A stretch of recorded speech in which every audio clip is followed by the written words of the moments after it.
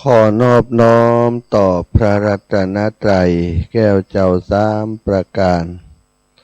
น้อมเอาคุณพระพุทธเจ้าคุณพระธรรมเจ้าคุณพระสังฆเจ้าคุณพระอรหันตเจ้าอริยสงฆ์เจ้าจุตนจุองค์ได้เมตตาแผ่ปรมีมาปกเก่าเกศาปกห่มรักษาครูบาอาจารย์พระมหาเถระพระเถรานุเถระเพื่อนสหธรรมิกสหพรหมจารีทุกรูปทุกองค์ปกห่มรักษาศรัทธาสาธุชนคนดีโยมพ่อโยมแม่โยมพี่โยมน้องทั้งหลายที่ติดตามรับฟังรายการสารธรรมยามเช้าเสียงธรรมในโครงการเสียงธรรมแสงอรุณจากต่างสถานีวิทยุในเครือข่ายสายบุญของคลื่นสีขาวเพื่อชาวประชาซึ่งออกอากาศจากวัดปากตังเจริญอำเภอดอยหล่อจังหวัดเชียงใหม่ในเมตตาปรามีของครูบาอาจารย์ท่านพระครูอภิวัฒนวิกรมผู้อำนวยการคลื่นสีขาวเพื่อชาวประชาวันนี้เป็นรายการที่ออกอากาศสดนะจากต่าง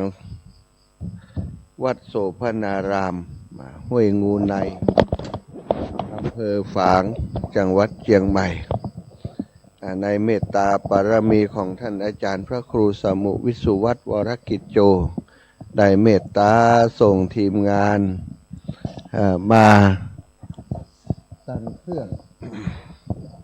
ออกอากาศณสถานที่ที่เป็นจะมีการจัดงานในวันนี้ก็คือวัดโสภณารามศรัทธาญาติโยมได้ออกอากาศตั้งแต่ค่ำของวันที่11ที่ผ่านมาแต่วันนี้เนาะจน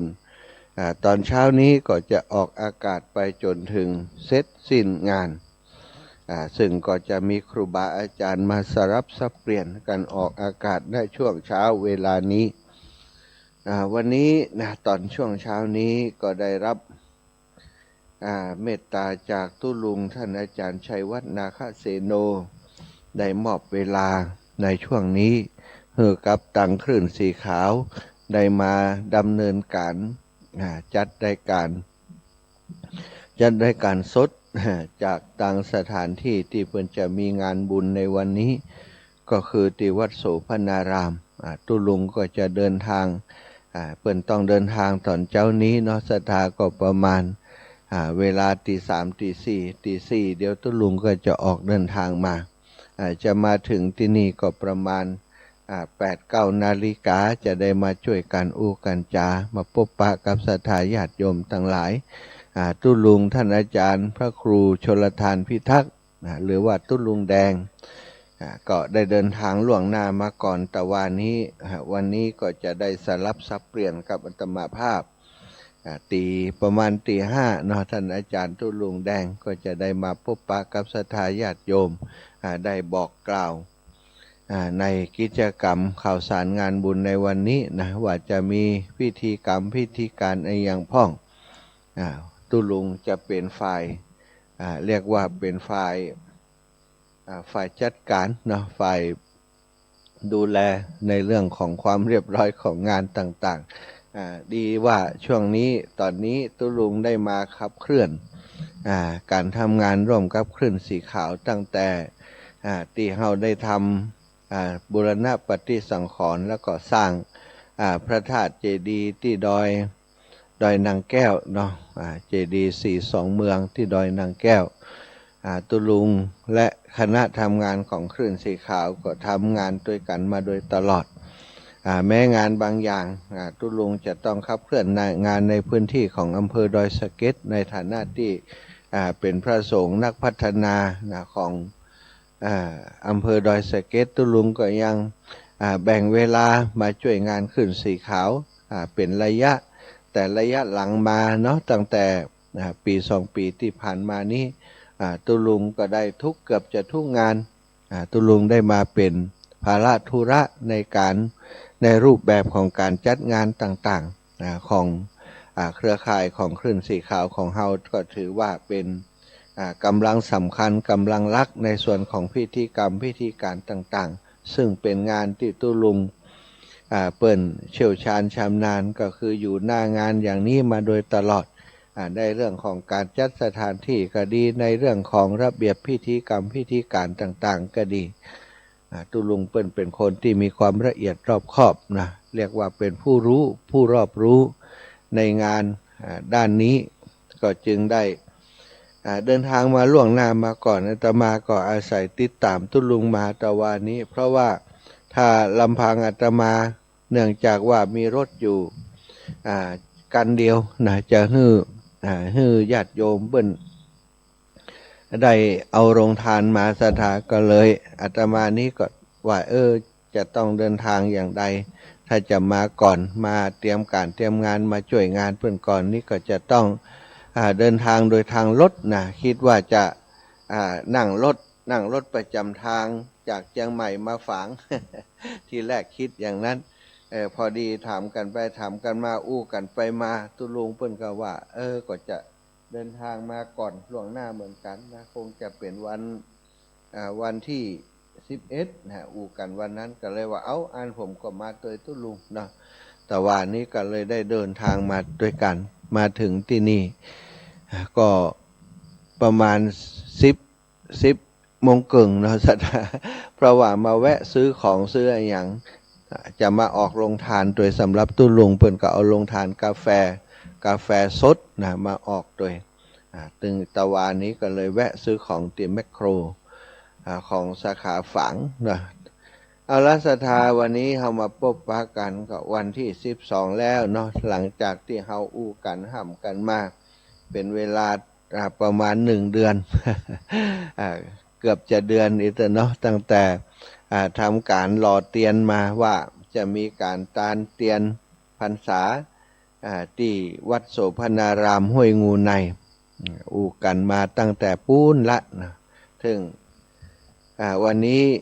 วันเวลาที่เฮาเคยได้อู้กันนั้นก็มาถึงแล้วมาฮอดมาถึงมาเติงยังหมู่เฮาเจ้าขาดทั้งหลายแล้วกิจกรรมที่จะกระทำวันนี้ก็มีหลายอย่างหลายประการก็เดี๋ยวจะได้แจ้งบอกกล่าวให้ศรัทธาญาติโยมได้รับทราบแล้วก็ตุลุงก็จะได้มาตอกย้ำซ้ำเติมแหมเวลาประมาณตี 5อย่างที่กล่าวไปอาตมาจะเป็นเพื่อนกับศรัทธาอุจาระหว่างที่ศรัทธาอีป่อยแม่ส่วนหนึ่งกำลังเดินทางนะตี 3บางคนก็ออกเดินทางแล้วตี 3แล้วก็ไปจนถึงปุ่นนะบางพ่องก็ตี 3บางพ่องก็ตี 4ตี 5ออกเดินทางกันที่อยู่ไกลๆก็ประมาณนั้นหรือว่าอยู่ใกล้ๆแต่ว่าอยากจะมาถึงเจ้าเพิ่นก็เดินทางเจ้าหน่อยตั้งเชียงใหม่ตั้งลำปางเนาะ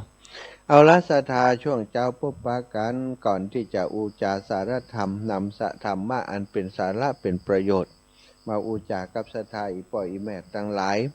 ในเช้าวันนี้ก็จะปากันไหว้พระสวดมนต์ทำวัดเช้าเสียก่อนเนกราบพระพร้อมกัน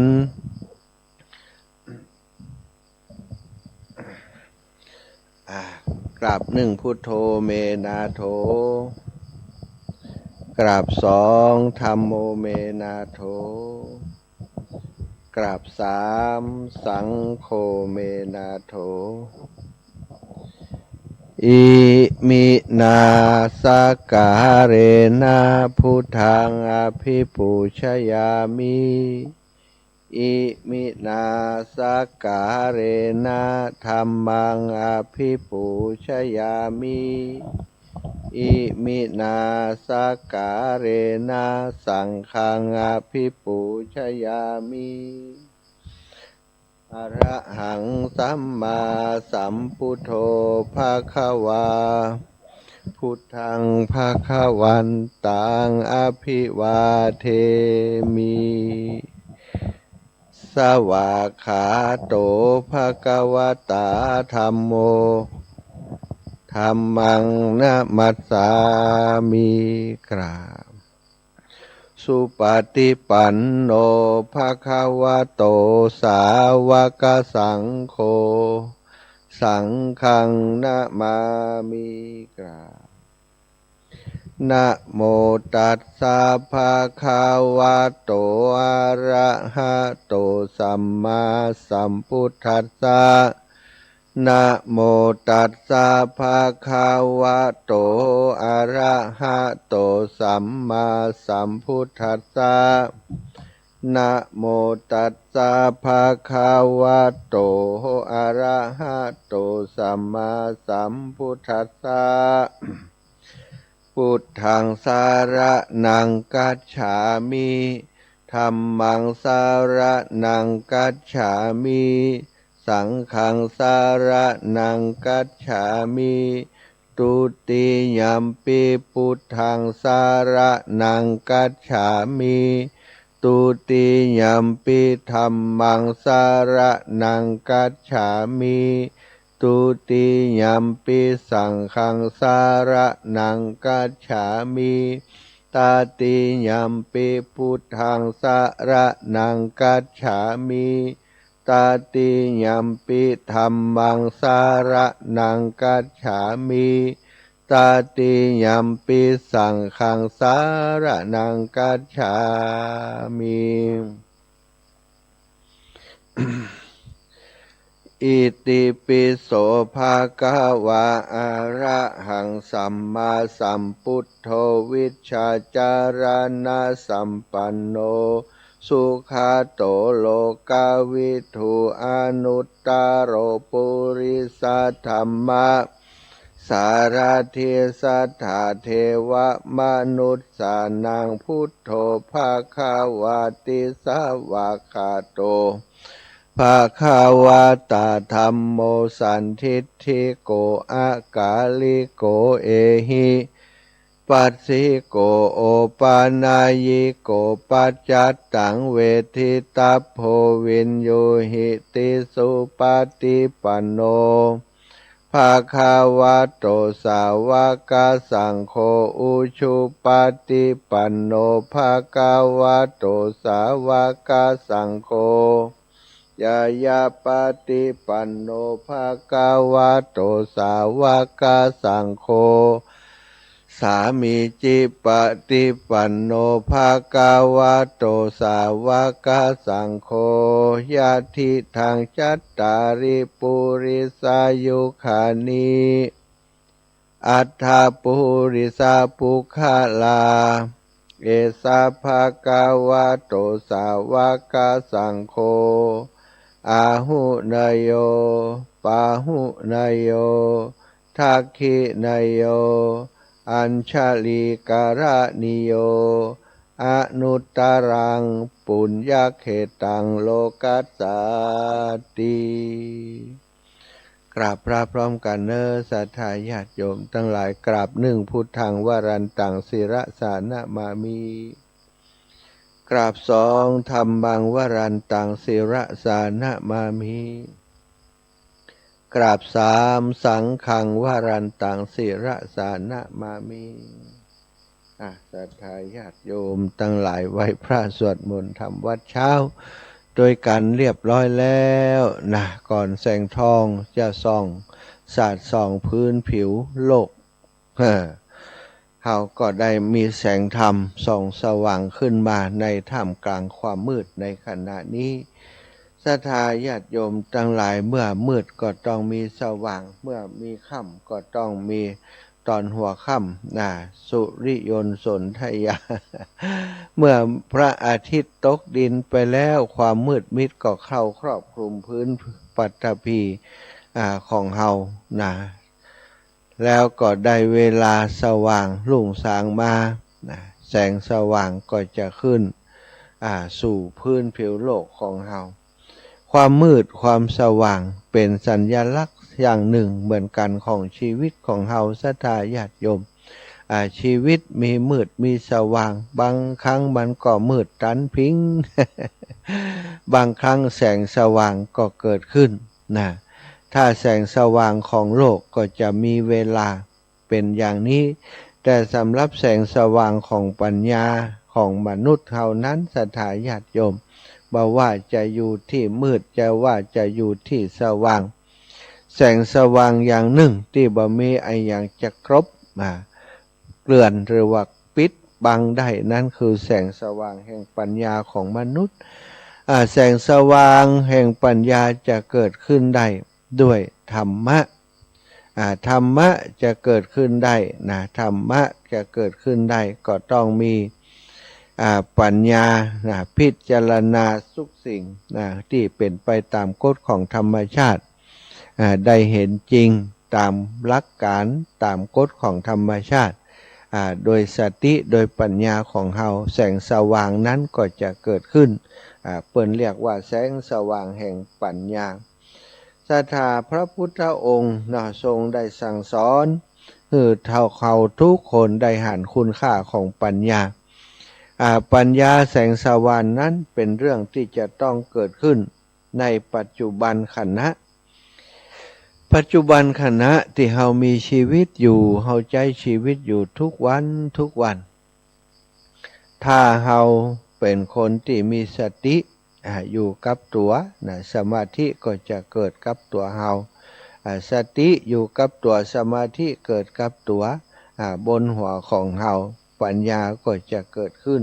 หันทุกสิ่งทุกอย่างที่เกิดขึ้นในระหว่างวันในระหว่างเวลาของชีวิตของเราในปัจจุบันขณะอย่างถูกต้องการมีชีวิตอยู่บางคนมีชีวิตอยู่ในปัจจุบันแต่จิตใจของตัวเองบ่ได้อยู่กับปัจจุบันมันเป็นอย่างใดซะท่าที่มันบ่อยู่กับปัจจุบันเพราะว่าความคิดของคนส่วนใหญ่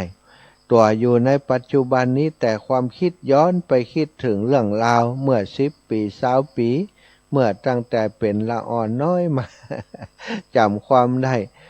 จดจำเรื่องนั้นเรื่องนี้จะเป็นเรื่องดีก็ตามเรื่องร้ายก็ตามเฮามักจะย้อนทวนหวนคืนไปคิดถึงเรื่องราวในอดีต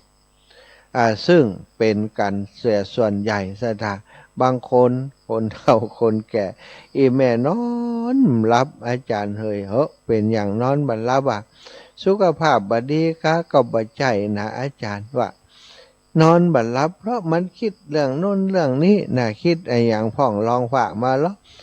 บางทีมันก็คิดไปสมัยที่ยังมีครอบครัวอยู่กันพร้อมหน้าพร้อมตาป่อมันแม่มันลูก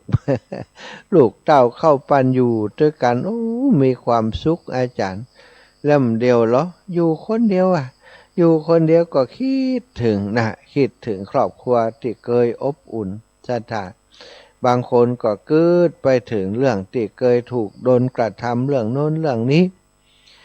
โดนเปิ่นโคตรโกงพ่องบางคนนี่โกงใหญ่โกงหลวงศรัทธาโกงที่สวนเลือกสวนไร่นาคนที่โกงก่อมใจไผอาจารย์เฮยว่ามันเป็นไผไอ้แม่ก็มันกะลูกเต้าเนี่ยอาจารย์อย่างใดบอกก่อนนี่ก็เอาติว่าจะเอาไปเข้าธนาคารจะเอามาเงินมาลงทุนอย่างนั้นอย่างนี้อีแม่ก็โอนให้ไปเอาไปเอามาเอาติไปขายเหี่ยว่าอาจารย์เนี่ยอย่างนี้ก็มีเหมือนกันเนอะศรัทธาญาติโยมลูกเต้าบางทีเนาะทีแรกก็เจตนาจะดีอยากจะสร้างเนื้อสร้างตัวเอาไปเอามาเอาไปกู้เอาไปหยังมันแบบมีดอกมีผลลงทุนก็จมลงไปสุดท้าย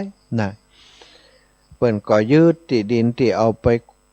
ไปค้ำประกันนั่นเหียเนี่ยศรัทธากลายเป็นเรื่องที่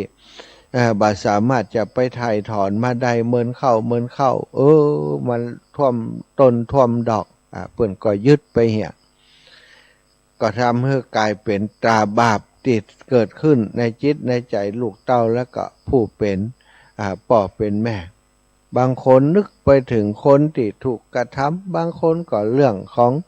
ราวของความรักชิงรักฮักสวัสดกัน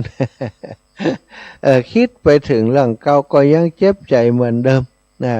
บางคนบางท่านอย่างที่เคยนั้นนอนตึมหลับเป็นเวลาหลายปีผ่านมาเหตุการณ์เกิดขึ้นในเรื่องของการจราจร ตำรวจจราจรยับจับมา โดยเหตุที่ว่าเปิ้นก็บอกว่าเปิ้นบ่ผิดแต่จราจรก็ว่าผิดติ๊กๆนะว่าโมโหพอจะฆ่ากันนะว่าแต่ก็ไม่ได้เนี่ยนะอาจารย์แล้วก็เวลาคิดถึงเรื่องนี้มันตึงบ่ม่วนบัดนั้นอันนี้ก็คือการที่เฮาไประลึกถึงเอาจิตที่มีอยู่ในปัจจุบันนี้ไปคิดถึงเรื่องราวในอดีตซะท่าไอ้หยังก็ตามที่เฮาคิดนะเฮาท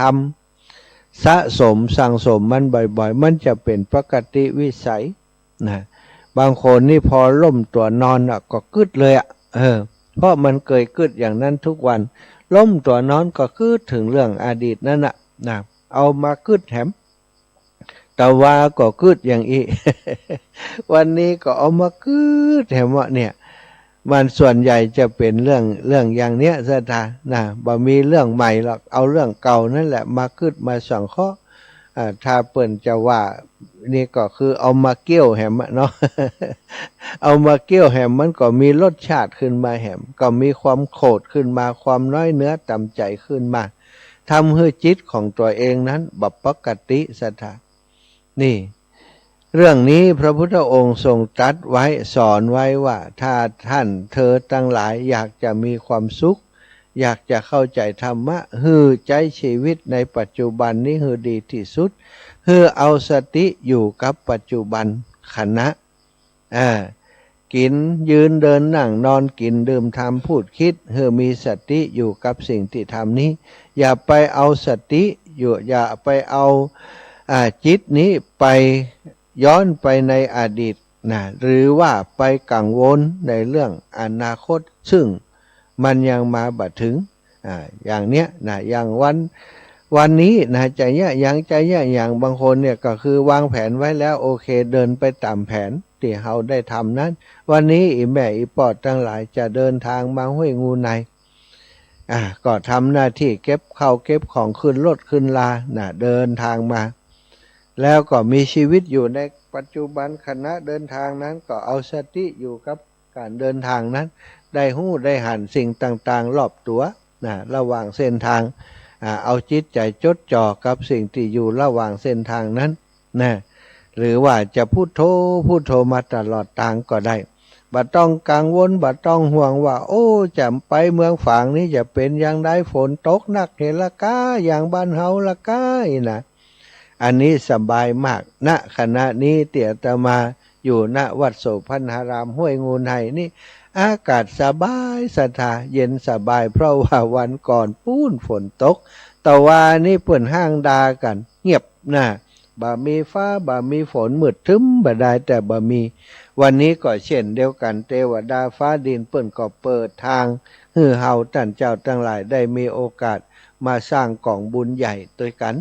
เปิ่นจะบัดตกสถา อันนี้บ่ได้ว่าเล่นนะพอจากทาง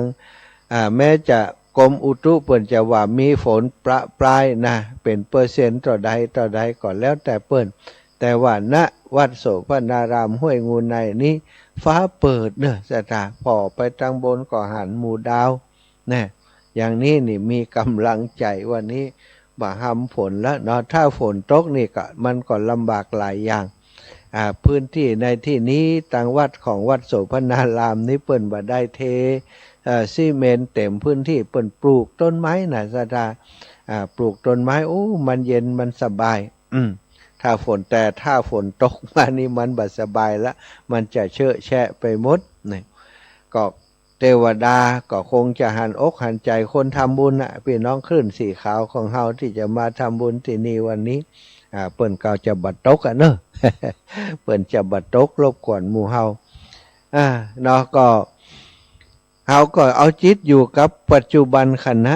อย่างอีเฮาก็สบายใจแต่ถ้าเฮาเอาจิตไปอยู่ในอดีตก็ตามไปกังวลถึงเรื่องอนาคตก็ตามซะท่าเฮาจะบ่มีความสุขเพราะจิตมันบ่อยู่กับปัจจุบันเฮาไปคิดถึงเรื่องที่มีในอดีตเฮาก็ไปแก้ไขยังบ่ได้เหตุการณ์นั้นนะมันก็เป็นเหมือนเดิมนั่นแหละซะท่ามันก็เป็นอย่างที่เฮาคิดเหมือนเดิมเฮาเคยน้อยใจเฮาเคยบ่สบายใจคับข้องใจอะไรหยังตอนที่เฮากึดเมื่อครั้งก่อนพอมากึดครั้งต่อมามันก็เหมือนเดิมเป็นอย่างเดิม เท่ากับว่าเฮาเอาความทุกข์นั้นจากอดีตนั้นมาทับถมชีวิตทับถมจิตใจในปัจจุบันของเฮาทุกวันทุกวันยิ่งทับถมเข้าไปจิตใจก็ย่อมหม่นหมองเมื่อจิตใจหม่นหมองมันก็บ่เบิกบานสถามีชีวิตอยู่แบบตัวอยู่ตีหัวอยู่ตีเนาะตัวอยู่ตีนี่จิตใจอยู่ตีไหนบ่ฮู้นี่ความทุกข์ก็เผารุมจิตใจของตัวเองตลอดหาความสุขบ่ได้แล้วก็หลายๆคนหลายๆคนก็อย่างที่อาตมาว่าเป็นคนที่วิตกกังวลในเรื่องที่ยังบ่เกิดขึ้นกำเตือกกลัวเรื่องโน้นกลัวเรื่องนี้นะลูกเต้ากำลังห้ามกำลังเฮียนอยู่ก็ดีหรือว่าบางคนก็ได้ทำงานแล้วนะลูกเต้าก็ยังมีครอบครัวที่บ่มั่นคงพ่อแม่ก็ห่วงบัดใดมันจะร่ำจะรวยบัดใดมันจะอย่างนั้นบัดใดมันจะอย่างนี้นี่คิดไปกังวลไปแม้กระทั่งเรื่องของตัวเองต่อไปบัดเดี๋ยวนี้เขาจะอยู่อย่างใดนี่ลูกเต้าก็บ่อยู่ตัวเขาจะอยู่อย่างใดเป็นห่วงเป็นกังวลกับเรื่องต่างๆคิดวนไปวนมาเวียนไปเวียนมาสุดท้ายก็มาลงติดจิตใจติดเศร้าหมองสลดหดหู่ทุกวันนี่สิ่งเหล่านี้พระพุทธองค์ทรงตรัสว่ามันเป็นสิ่งที่มาบั่นทอนความสุขในชีวิตปัจจุบันของเราอดีตมันผ่านไปแล้วอนาคตยังมาถึงสิ่งที่เรามีอย่างแท้จริงคือวันนี้แล้วก็ที่สำคัญคือเวลาเนี้ยนะเวลาเนี้ยเป็นเวลาที่เรามีอยู่จริงเวลาที่ผ่านมันผ่านไปแล้วมันเป็นเวลาที่เป็นจริงแล้วสถาเนี่ยหนึ่งเอาไปเนี่ยอย่างมันบัดได้ไปแก้ไขเวลาที่ผ่านไปบัดได้อนาคตที่ยังมาบัดถึงก็เช่นเดียวกันมันจะถึงบัดถึงบ่ฮู้เนาะแต่ปัจจุบันนี้ก็คือเรื่องราวที่มันเกิดขึ้นจริงในชีวิตนะที่เราสัมผัสได้ความจริงทุกคนมีชีวิตอยู่กับปัจจุบันหมดแต่เรามักจะเอาจิตเอาสติของเราไปอยู่ไปคิดเรื่องราวของอดีตไปคิดเรื่องราวที่จะมาถึงอนาคตเป็นเรื่องกังวลเป็นเรื่องที่ทำให้เราได้ทุกข์อกทุกข์ใจทุกเช้าที่ตื่นขึ้นมาบอกว่าชีวิตตะว่าจะนักหนาเพียงใดเราสามารถเริ่มต้นใหม่ได้เสมอโดยใจที่สงบโดยสติที่มั่นคงและโดยความเมตตาต่อตนเองและผู้อื่นศรัทธาความเมตตาเป็นสิ่งที่สำคัญเมตตาเป็นคุณธรรมขั้นสูงทางพระพุทธศาสนาความเมตตาคือความที่เขาทั้งหลายนั้นศรัทธาญาติโยมอินดูเปิ้นเมตตาปรารถนาดีต่อผู้อื่นเมตตากรุณามุทิตาอุเบกขาหันคนอื่นทุกข์ก็มีความเมตตาต่อคนตั้งที่เปิ้นเป็นทุกข์นั้นแล้วก็มีความกรุณาอยากจะให้เปิ้นพ้นจากความทุกข์นั้นนี่เรียกว่าเป็นผู้ที่มีพรหมวิหารเป็นเครื่องอยู่ทุกเวลาทุกเราจะต้องอยู่โดยใจที่สงบโดยความมีสติที่มั่นคงที่สำคัญต้องอยู่โดยเมตตาต่อตนเองและผู้อื่นถ้าเราเมตตาต่อตนเองอย่าได้เอาเรื่องราวต่างๆที่มันทำให้จิตใจหม่นหมองเศร้าหมองมาย้ำคิดย้ำทำให้ชีวิตที่ควรจะมีความสุขในปัจจุบันกลายเป็นชีวิตที่ระทมทุกข์สถาถ้าเราเมตตาต่อตัวเองจะไปเอาตัวเองนี่ไปคิดเรื่องที่มันบดีทั้งหลายนั่นแหละในอดีตก็ตามอย่าเหือเอาจิตใจไปคิดถึงเรื่องอนาคตที่มันยังมาบัดถึงถ้าบ่ยังอันแล้วสถาเราก็จะหาความสุขบ่ได้แสดงว่าเราบ่ได้เมตตาต่อตนเองเมตตาผู้อื่นนี่อันนี้ก็สำคัญเหมือนกันเรื่องราวที่เกิดขึ้นที่เรามักจะคิดเสมอย้ำคิดย้ำทำเสมอส่วนใหญ่ก็เป็นเรื่องที่ทะเลาะเบาแว้งหรือว่ามีความบาดหมางกับคนโน้นคนนี้ถูกกระทำจากคนนั้นคนนี้แล้วเราก็โกรธแล้วเราก็เกลียดเขาเราก็บ่ยอมให้อภัยเขานั้นแสดงว่าเราเป็นผู้ที่ขาดความเมตตาต่อตนเองและต่อผู้อื่นต่อตนเองก็คือพอเขาคิดเรื่องนี้ตนเองก็ได้รับความทุกข์ผู้อื่นที่เขาคิดถึงเขานั้น เฮาก็บ่ได้มีเมตตาต่อเขามีแต่ความเกลียดชังมีแต่ความรังเกียจสิ่งเหล่านี้นั้นมันบ่มีประโยชน์ต่อเฮาเลยซะท่าบางครั้งบางที เฮาคิดถึงคนโน้นคนนี้เฮาจังเขาเฮาเกลียดเขาซึ่งเขาบ่ฮู้ตัวนะบ่มีไผหรอกนะซะท่าจะฮู้ความคิดของเฮาได้ความคิดที่เกิดขึ้นนี้มันบ่ได้เผาคนอื่นเลยมันเผาลนจิตใจของเฮาแต่เพียงผู้เดียวฉะนั้นสิ่งสำคัญต้องระลึกไว้เสมอว่าวันนี้ตื่นขึ้นมาเนี่ยเมตตาต่อตัวเองแล้วยังเมตตาต่อผู้อื่นแล้วยังถ้าเฮายังคิดถึงผู้อื่นในเรื่องบดีอยู่แสดงว่าเฮาบ่มีเมตตาต่อตนเองบ่มีเมตตาต่อผู้อื่นเมื่อบ่มีเมตตาความทุกข์มันก็จะเข้ามาทุกช่องทางซะท่าหากวันนี้เฮาท่านเจ้าทั้งหลายต้องพบอุปสรรคจนมองอุปสรรคหรือว่าปัญหาต่างๆที่มันจะเกิดขึ้นในระหว่างวันนั้นจงมองให้มันเป็นบทเรียนหากวันนี้มีความสุขเขาก็จงรู้คุณค่าและบ่ยึดติดกับความสุขนั้นมันเป็นเรื่องที่เกิดขึ้นตั้งอยู่แล้วก็ดับไปเหมือนกันบ่มีไอ้อย่างที่อยู่กับเฮาถาวรแม้กระทั่งความเจ็บปวดต่างๆซะท่ามันอาจจะเกิดขึ้นกับเฮาแต่ว่ามันก็บ่ได้เกิดแบบถาวรตลอดไป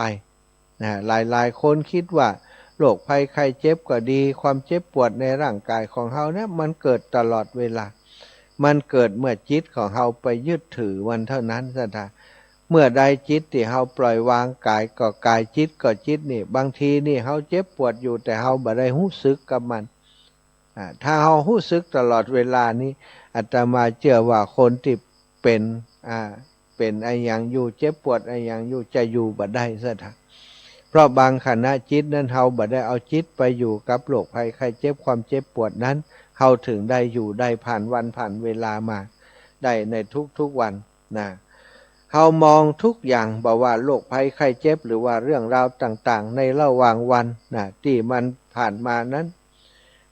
มันเป็นบทเรียนหากเขามีความสุขก็จงรู้คุณค่าของความสุขที่เกิดขึ้นนั้นแล้วอย่าไปยึดติดความสุขนั้น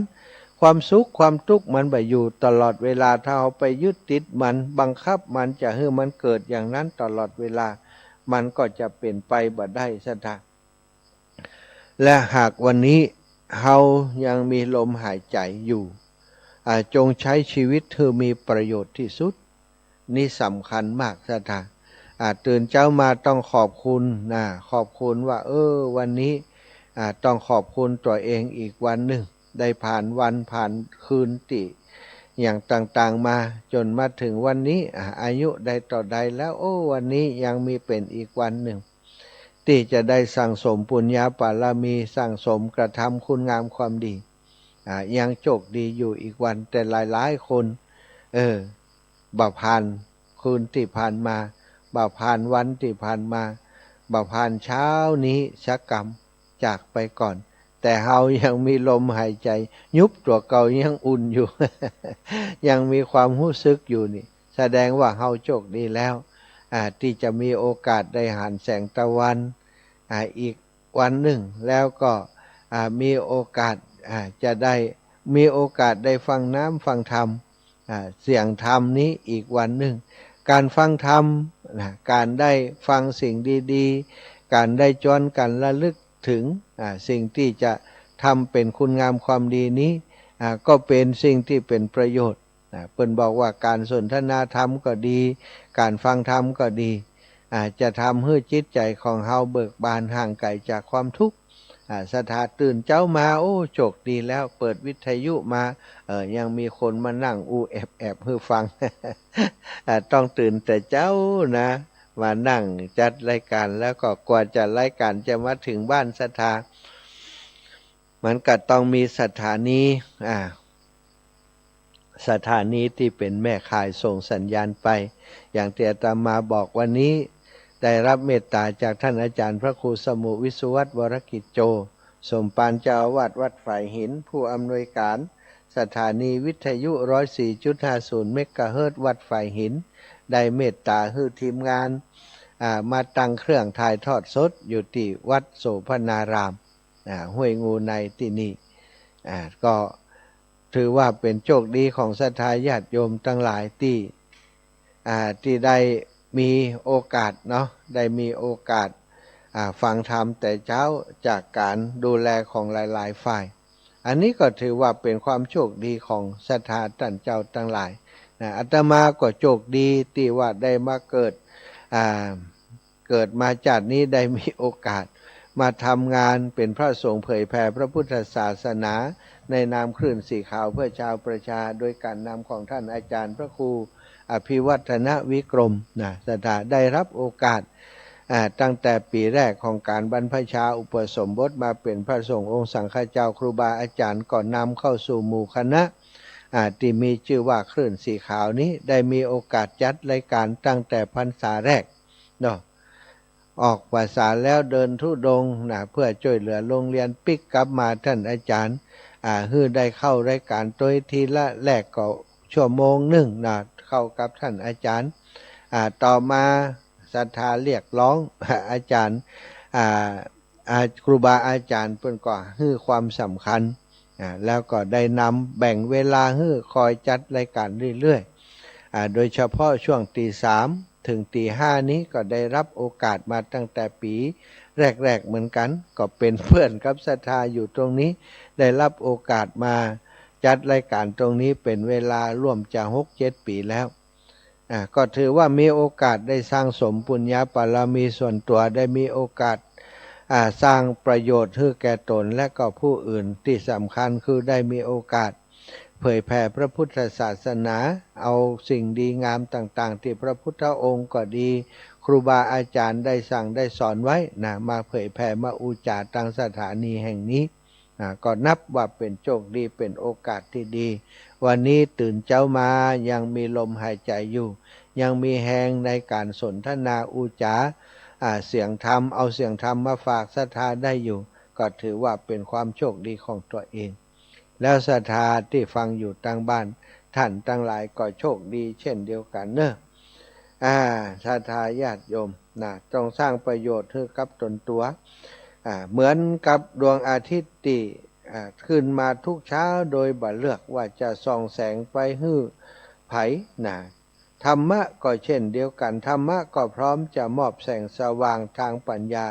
แก่ทุกคนที่เปิดใจเฮียนหู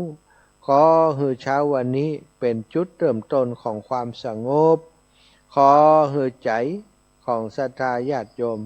เจ้าวันนี้ได้ปล่อยวางความทุกข์ที่ผ่านมาและขอให้ทุกอย่างก้าวไปที่จะก้าวไปในวันนี้เต็มไปด้วยความสุขเต็มไปด้วยสติปัญญาและความเมตตาเริ่มต้นวันใหม่ด้วยใจที่สงบ แล้วชีวิตจะค่อยๆสว่างสวัยไปตามแสงธรรมเอาละศรัทธาญาติโยมอุจจากันมาในช่วงเบรกแรกนี้พอสมควรแก่เวลาที่จะมอบเวลาในช่วงท้ายชั่วโมงแรกนี้ฮือกับศรัทธาอีพ่ออีแม่ที่ฟังอยู่ต่างบ้านต่างจองได้มาสนทนามามาจากันหรือว่าหลายคนที่ฟังรายการอยู่ได้ทราบข่าวการทำบุญตานเตียนที่จะมีขึ้นในวันนี้ณวัดโสภณารามห้วยงูในแล้วก็ทราบว่าที่วัดโสภณารามนี้เครือข่ายคลื่นสีขาวของเฮาได้มาอุปถัมภ์ดูแลจะมีการยกทรัพย์ประทนบูชาธาตุทั้งสี่ในวันนี้อยากจะร่วมบุญหอมบุญกับเปิ้นเนออาจารย์ร่วมบุญหอมบุญตานเตียนร่วมบุญหอมบุญยกทรัพย์ประทนและก็จะร่วมบุญตานบดินกีโดยอาจารย์สมชาติที่จะเอาผ้าป่ากองน้อยๆไปตานที่วัดปางปอยวันนี้ก็ยินดีจะจดชื่อเสียงเรียงนามของศรัทธาอีพ่ออีแม่เนอะ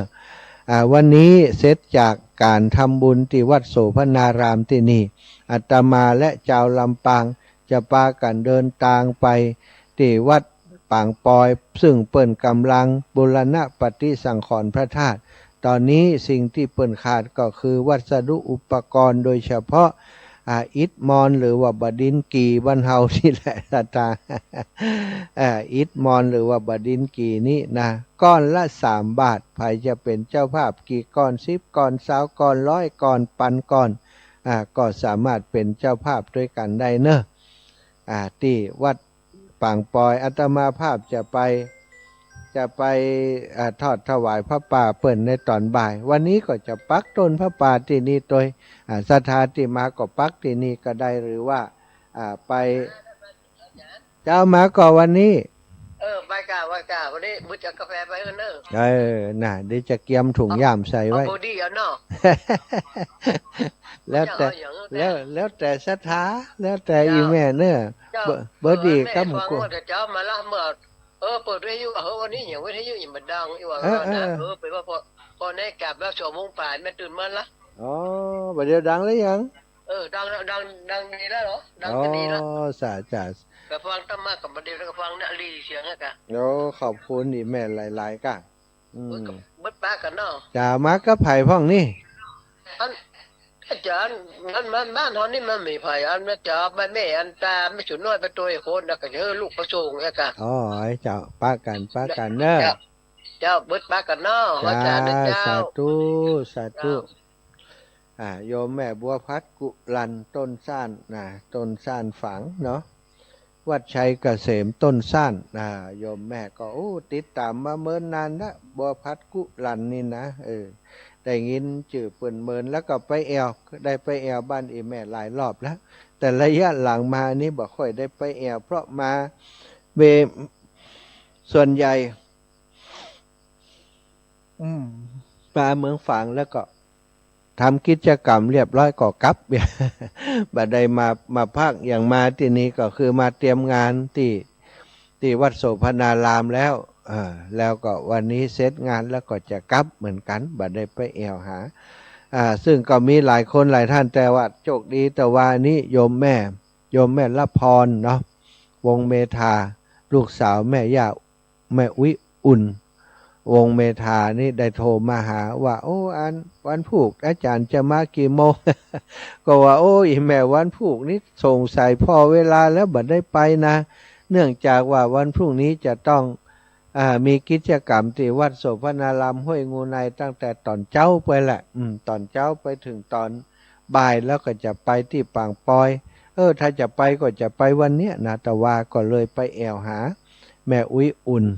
แม่รับพรที่บ้านซอยอพาร์ตเมนต์โปยเซียนเนาะก็ไปแอวหาโยมแม่เรียบร้อยแล้วนะเจริญปอนโยมแสงเดือนเจ้าหอรูปหวานผ้าสารหอมเป็นยกชัดรับต้นผ้าป่าตัวจินเดอร์ดาวหอมยกชัดต้นผ้าป่าอันดินกีกะอิฐมอนกะดินกีเจ้าหอมไปแล้วต้นผ้าป่าวันนี้เนาะโอเคครับละอัมพรโอนไปเฮือเจ้าเด้อได้เจ้าอาจารย์แบบอันนี้เนี่ยคือเจ้ากรรมเจ้าเดี๋ยวจะปักต้นเฮือเนอะจ้าสาธุแสงเดือนวงงามจ้าบุญฮักษาเจ้าพี่น้องจากลำปางบ้านแรงศรีปีดากันเนาะแสงเดือนวงงามนี่บ้านแรงศรีปีดาลำปางวันนี้ก็มากันหลายเนอะต่างฝ่ายน้อยเนาะบ้านฝ่ายน้อยก็มากันแสงเดือนวงงามร่วมบุญผ้าป่า100 บาทขอบคุณนะจะใดก็ศรัทธาท่านอื่นหลายคนหลายท่านก็ตื่นแล้วก็ลำปางเนอะเตรียมตัวเดินทางแล้วโยมเดชาโยมเบิ่มโยมติ๊กน้องสุกปีชุติการรอดพยัญศรัทธาพี่น้องลำปางตะปิ๋วตะปิ๋วกะลำแม่น้อยอินยาสีสลาเหมียนเขาน้องเอสจะเดินทางโดยมาหาวันนี้ก็ตื่นเจ้ามาก็เตรียมตัวกันให้เรียบร้อยแล้วก็ออกเดินทางกันเจ้าเนอะเจริญปอนแม่สับเจนดีเลยวันนี้นะดีแล้วแหละตอนเจ้านี่แหละตอนเจ้านี่ดีเหม็นคืน นนี่บัดหา น่ะกะเครื่องมันอย่างใดหมดอะวันนี้น้องนัดจะเข้าไปซ่อมเครื่องพออาจจะเป็นที่เครื่องอาจจะเป็นที่อย่างเองไหมยังไม่เจ้าไม่ดีชัดเจนดี ถ้าจะได้ซื้อเครื่องใหม่ผมเดี๋ยวนี้พอลายแล้วนี่ เจ้าเจ้า ตู้เจ้าแม่ เจ้าไม่รบกวนเนี่ยเด้อเป็นกำ จ้า ลังใจ ขอบคุณเจ้าแม่ขอบคุณเจ้า เจ้าเจ้า แม่ย่าแก้วสิงแก้วบานกาดโปร่งแสงเดือนตะกี้100ก็อย่างใด 200เจ้า แหมร้อยเนี่ยอย่าง แล้วก็สียกทัด100 อ๋อ เจ้าย กทรัพย์ประทนเนาะเจ้าภาพทรัพย์ประทน เจ้า ทรัพย์ประทน100 เขาอยู่บนไหนั้นน้อยเด้อเจ้า ให้นั่นนะ เออ ที่จังไปด้วยกัน3-4 คนพี่น้องเนาะฮะ เจ้า ไป3 คนพี่น้องเลยอ่ะ น้องค่ะเจ้า โอ้จำได้ เจ้า สาธุใช่พี่แสงเดือนแม่แสงเดือนวงงาม3 คนพี่น้องเปิ่นมีบุญศรัทธาฮักกัน ไปไหนไปด้วยกัน3 คนพี่น้องเอารถเครื่องไปบางเทื่อก็อัด3ไปนะ บางเทื่อก็เอาไป2กัน3 คนพี่น้องหันและชื่นใจเนาะหันพี่น้องฮักกัน แล้วก็มีศีลเสมอกันมีธรรมเสมอกันเลยหันแล้วก็ดีใจโดยกันไปเปิ้นก็บ่ใจว่าเป็นครอบครัวที่ร่ำรวยอย่างนะแต่ก็บ่ถึงกับที่จะลำบากอย่างนักเนาะลูกเต้าเข้าปันก็อยู่ถ้อยฟังกรรมเปิ้นก็ยังทำมาหากินกันได้3 คนพี่น้องไปบ่อยไปที่งานทุกงานนะที่ในพื้นที่ของลำปางถ้าเปิ้นไปได้เนี่ยเปิ้นก็จะปากันไปวัดบรรพตก็เอามอเตอร์ไซค์ไปงานวันนะบ้านนางแลวันก่อนก็ไปวันนี้ก็วิทยาลัยสงฆ์วันที่26นี่ก็คงจะไปกันเนาะสำหรับลำปางก็ใกล้ว่าแฮม10 กว่าวันเนาะสถานที่วิทยาลัยสงฆ์นครลำปางก็จะมีการหล่อเทียนประจำปีของวิทยาลัยสงฆ์นครลำปางมีการหล่อเทียนแผ่นเทียนก็แผ่นละ39 บาทเนี่ยแล้วก็ผ้าอาบน้ำฝน99เนาะศรัทธาญาติโยมไผจะร่วมบริจาคสมทบกองทุนกองบุญพัฒนานิสิตของมหาวิทยาลัยสงฆ์นครลำปางในโครงการหล่อเทียนพรรษาประจำปีนี้ก็สามารถติดต่อประสานงานได้ที่วิทยาลัยสงฆ์นครลำปางหรือว่าเตรียมตั๋วไปร่วมกิจกรรมหล่อเทียนได้ในวันที่26ที่จะถึงนี้นะวันที่26ก่อนจะเข้าพรรษาบักกี่วันนะสถาอาตมาภาพก็จะเอาโรงทานไปตัวเนอะเอาโรงทานก๋วยเตี๋ยวไปจะร่วมบุญแผ่นเตียนก็ดีร่วมบุญผ้าอาบน้ำฝนก็ดีร่วมบุญหงตาลเอาโรงทานไปก็ดีเรียนเชิญเจริญพรได้ที่วิทยาลัยสงฆ์นครลำปางวิทยาลัยของชาวพุทธเฮาเนาะสงฆ์ก็คือส่วนหนึ่งของพุทธบริษัททั้ง4สถานพระภิกษุสามเณรถือว่าเป็นสงฆ์แล้วก็ทายกทายิกาก็เป็นผู้ที่อุปถากอุปถัมภ์เป็นพุทธบริษัทที่จะต้องช่วยกันดูแลพระศาสนามีกิจกรรมสำคัญอย่างนี้นะเป็นประเพณีที่เป็นยึดถือสืบต่อกันมาเฮาก็รักษาไว้คือลูกคือหลานของเฮาได้มีโอกาสนะได้มีโอกาสเจริญพรคุณโยมแสงจ้าจากเจ้าพี่สาวพี่ดาวันเสวิกาเปิดของหอมยกทัด100เจ้าดาวันเสวิกาเนาะเดี๋ยวเจ้าจะโอนไปเจ้าสาธุวันนี้เสียงการโทรศัพท์หลายรอบนี่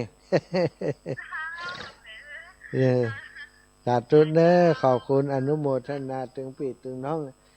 เดี๋ยวดีได้แหมรอบเนี่ยพี่สาวแหมคนเอาละศรัทธาช่วงนี้ก็ก่อนขออนุญาตพักเบรกสักกรรมก่อนนะตอนนี้03:57 นาทีสำหรับศรัทธาญาติโยมที่เดินทางเดินทางมาจากตัง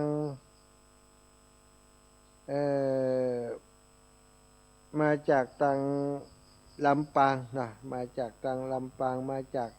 หลายที่หลายแห่งคณะนี้ก็ขอให้เดินทางโดยความสวัสดิภาพปลอดภัยเหมือนกันทุกคนทุกท่าน เหมือนการจู้คนจู้ท่านให้เดินทางด้วยความปลอดภัยสงสัยการเดินทางจะไปทางนั้นถูกกอทางนี้ถูกกอถ้าอันห้วยงูในไปทางใดสามารถสอบถามได้เนอะศรัทธาแต่ไปสอบถามตอนที่อยู่ในช่วงเวลาที่คนเข้ามาทำบุญเยอะๆนั้นบ่ฮู้บางเตื้อบางทีอาตมาบ่ได้อยู่กับโทรศัพท์บ่อยู่กับตัวบ่ได้ยินเสียงโทรศัพท์ก็จะตอบบ่ได้ถ้ายังมีความสงสัยเรื่องของเส้นทางถ้าจะมาเองมากว่าไปบ่ถูกอยู่ตรงไหนตรงใดหนทางเข้าทางใดโทรถามได้เนอะศรัทธาเอาละเนาะช่วงนี้ก็จะพักเบรกสักกรรมให้ศรัทธาได้ฟังเพลงธรรมะของทางรายการสักเพลง2เพลงแล้วก็ก่อยมาพบปะกันต่อในชั่วโมงถัดไปเนอะชั่วโมงนี้ฟังเพลงธรรมะก่อน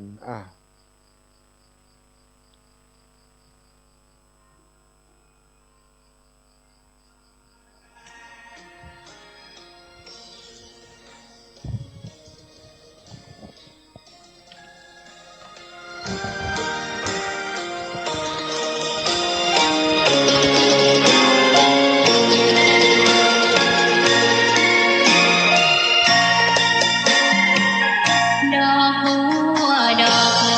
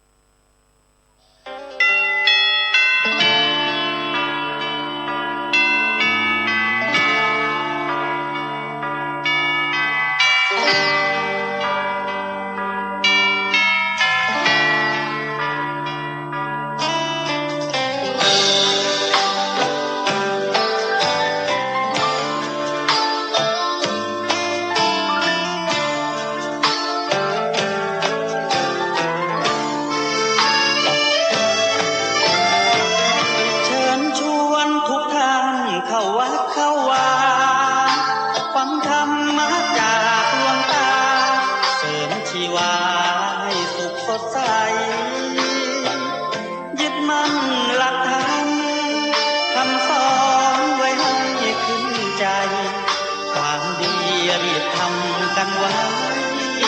หญิงชายอย่าได้นั้นเชิญชวนทุกท่านเข้าวัดเข้าวาทำบุญด้วยจิตศรัทธา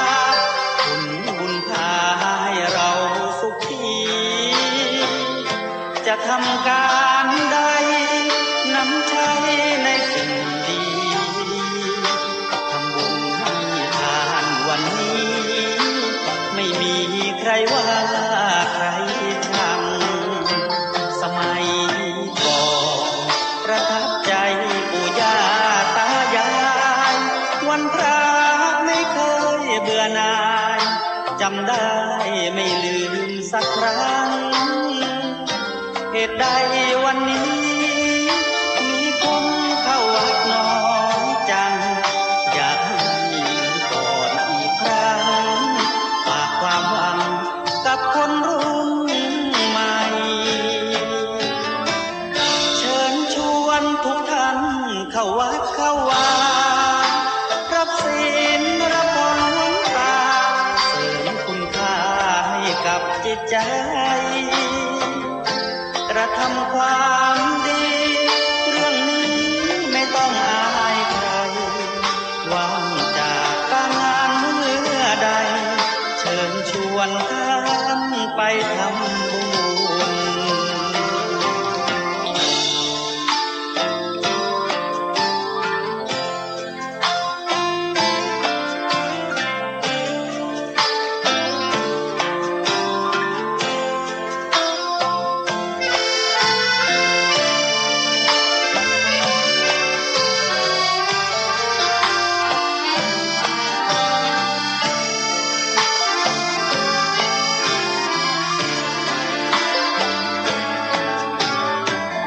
เชิญชวนทุกท่านเข้าวัดเข้าวารับศีลรับพรหลวงตาเสริมคุณค่าให้กับจิตใจกระทำความดีเรื่องนี้ไม่ต้องอายใครว่างจากการงานเมื่อใดเชิญชวนท่านไปทำบุญกระทำความดีเรื่องนี้ไม่ต้องอายใครฝากเพลงเชิญชวนหญิงชายอย่าอายเรื่องการทำบุญ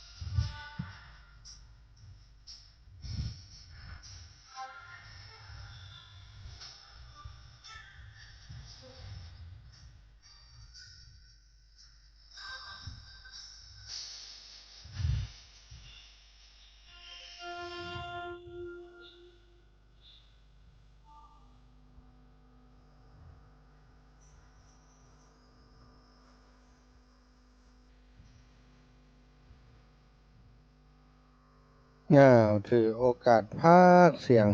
หลายนาทีหน่อยเนอะสถาเพราะว่าใจเสียงนักลำไปเนาะค่ำคืนแต่ว่าก็จัดรายการ2 ชั่วโมงตอนหัวค่ำแล้วก็ตอนเจ้ามานี้ก็เจอแหม 2 ชั่วโมงในการนั่งนั่งจาเป็นเวลาเมินชั่วโมง2 ชั่วโมงนี้อาตมาเป็นคนที่หลอดเสียงแก้วเสียงบ่ค่อยดีซะท่าเวลาต้องใจเสียงสูงเวลาเอ็กไกอย่างไก คอจะแตกง่ายเนาะก็คือเส้นเสียงมันแตกง่ายนั่นเองเอาละพบปะกันในช่วงชั่วโมงที่2นี้ ตะกี้ชั่วโมงแรกได้อูจากันไปถึงเรื่องของการจะมีความสุขในชีวิตปัจจุบันนะสถานการปฏิบัติธรรมในหลักการของพระพุทธศาสนานั้นคือมีสติอยู่ในอิริยาบถที่กระทำในแต่ละวันกินเดินยืนเดินนั่งนอนกินดื่มทำพูดคิดนะเป็นอิริยาบถที่เฮาใจระหว่างวันถ้าเฮามีสติกำกับอยู่ตลอดเวลาสติอยู่สมาธิเกิดปัญญาเกิดปัญญาในทางธรรมนั้นคือปัญญาที่เกิดจากประสบการณ์การที่เฮาใจชีวิตอยู่กับปัจจุบันนั่นเองก็เลยได้เรื่องของการใช้ชีวิตให้มีความสุขในปัจจุบันขณะนะบ่ว่าจะเป็นความสุขความทุกข์ที่บีบคั้นเฮาถ้าเฮาเป็นผู้ดูเป็นผู้ชมนะเป็นผู้ที่เอาสติอยู่กับเหตุการณ์นั้นๆระหว่างวันทุกขณะจิตนะก็มีโอกาส ที่เราจะหู้แจ้งแทงตลอดในอัตในธรรมของพระสัมมาสัมพุทธเจ้าได้พระองค์ได้ตรัสสอนไว้ว่าการใช้ชีวิตในปัจจุบันนั้นก็คือการปฏิบัติธรรมของในพุทธศาสนานั่นเองเนาะการเอาชีวิตไปผูกไว้กับอดีตนะคิดถึงสิ่งที่ล่วงแล้วไปแล้วก็ตามนะหรือว่ากังวลในเรื่องของอนาคตที่ยังมาบัดถึงนะสิ่งต่างหลายเหล่านี้บัดได้เกิดประโยชน์ต่อการปฏิบัติของเฮาศรัทธาญาติโยมในเรื่องนี้อาตมาภาพอยากจะย้อนปาศรัทธาญาติโยมทั้งหลายย้อนระลึกไปถึงอดีตพระมหาเถระรูปหนึ่งซึ่งเป็นผู้ที่บัดได้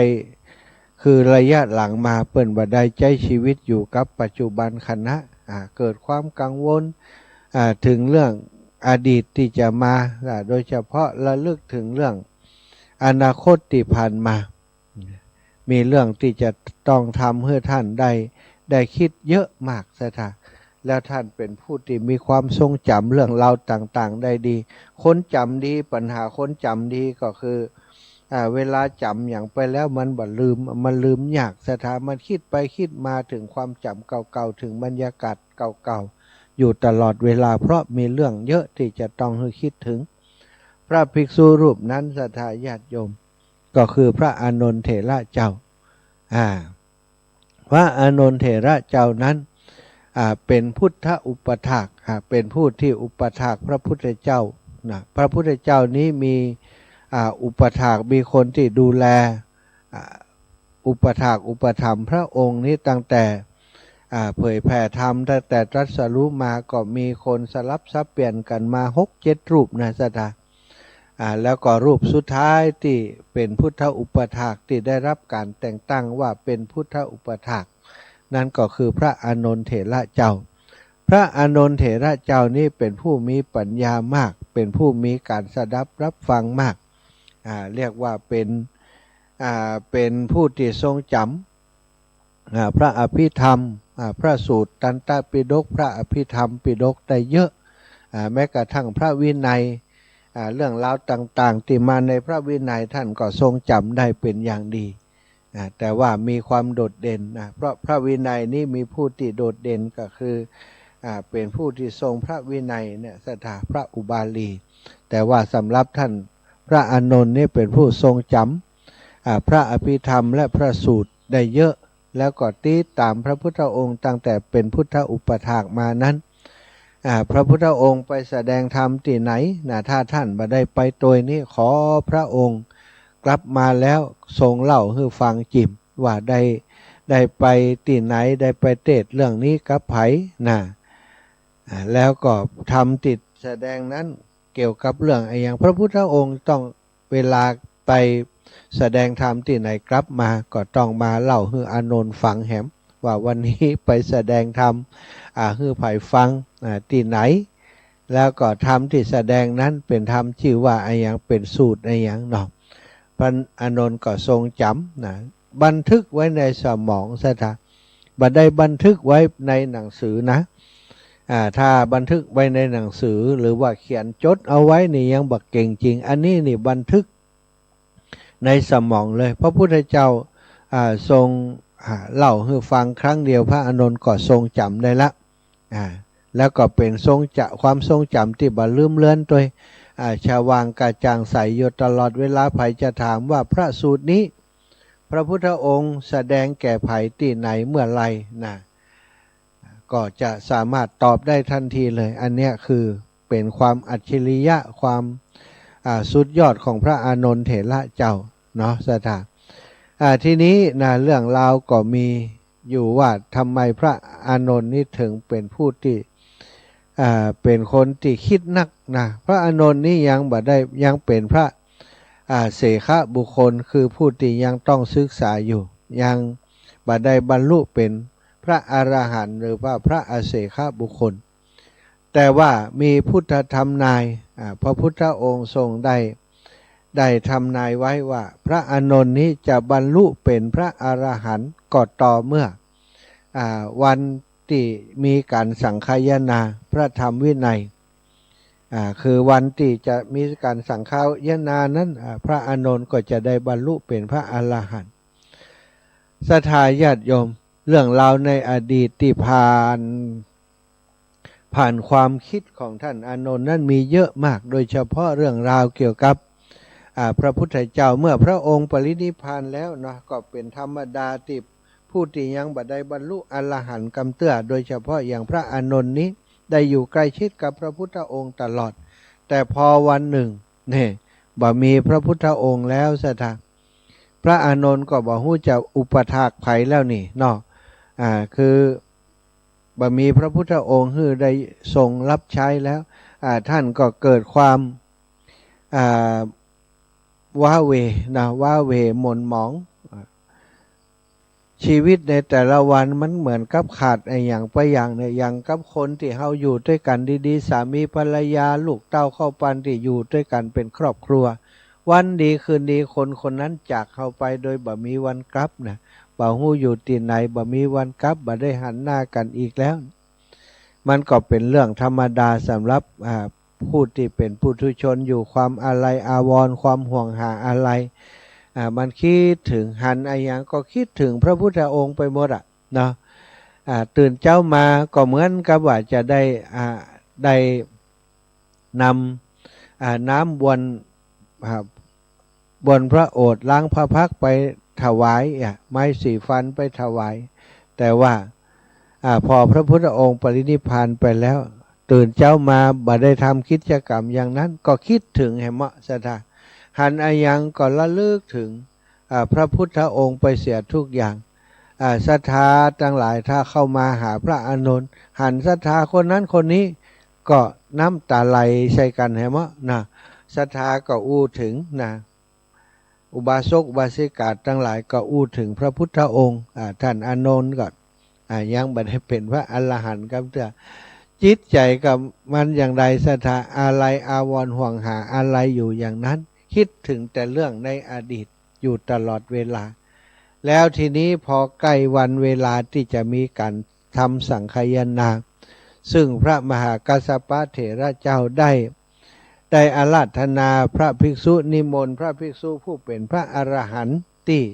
อยู่บ่ไกลกันในสถานที่ในเมืองราชคฤห์นั้นนะบอกว่าจะมีการสังฆายนาพระธรรมวินัยขึ้นเพื่อชำระสาสางพระธรรมวินัยที่พระพุทธองค์ได้ทรงตรัสไว้ชำระให้ถูกต้องจัดให้มันเป็นหมวดหมู่จะได้บ่มีปัญหาในอนาคตที่จะเกิดขึ้นนะคนในรุ่นหลังๆจะได้ยึดถือเป็นแนวทางเดียวกันถ้าบ่อ่านแล้วมันจะมีปัญหาเพราะว่าขนาดที่พระพุทธองค์ทรงปรินิพพานไปใหม่ๆก็มีเรื่องว่ามีพระภิกษุที่บวชตอนแก่นั้นบอกว่าโอ้ท่านทั้งหลายจะมัวเศร้าโศกห่วงหาอะไรอย่างให้ไม่ยั้งนะบัดเดี๋ยวนี้พระสมณโคดมปรินิพพานไปแล้วต่อไปนี้หมู่เฮาทั้งหลายก็สบายแล้วบ่ต้องมีไผมาขนาบบ่ต้องมีไผมาคอยจำจีจำใช้กล่าวด่าว่าเฮาเอาพระมหากัสสปะเถระเจ้า ได้ยินคำนี้ขึ้นมาก็ได้มาสะท้อนในใจว่าโอ้ขนาดพระพุทธองค์กำลังปรินิพพานไปสาวกของพระองค์ยังอูกำลาบารีบชำระสาสางพระธรรมวินัยไว้เห็นทีอาจจะลำบากแน่ในการอนาคตเมื่อมีการพระราชทานเพลิงพระพุทธสรีระเรียบร้อยแล้วท่านพระมหากัสสปะเถระเจ้าก็ได้หารือกับพระสงฆ์ผู้ใหญ่ทั้งหลายรวมถึงพระอานนท์เถระเจ้าโดยปรารภถึงเรื่องนี้นะเมื่อพระมหากัสสปะซึ่งถือว่าเป็นพระมหาเถระที่ได้รับความเคารพนับถือสูงในยุคนั้นสมัยนั้นเนื่องจากพระสารีบุตรก็บ่อยู่แล้วพระมหาโมคคัลลานะก็บ่อยู่แล้วก็มีแต่พระมหากัสสปะเถระเจ้าถือว่าเป็นผู้มีอาวุโสเป็นที่ยำเกรงของพระอรหันตเจ้าทั้งหลายนะเมื่อท่านได้เสนอตัวเป็นประธานในการที่จะมีการชำระพระธรรมวินัยเรียกว่าสังฆายนา พระอรหันต์เจ้าทั้งหลายสาวกเจ้าพระอรหันต์ที่อยู่ในเมืองราชคฤห์และก็เมืองใกล้เคียงก็ได้รับที่จะเข้าร่วมการสังฆายนาในครั้งนี้มีจำนวน499รูป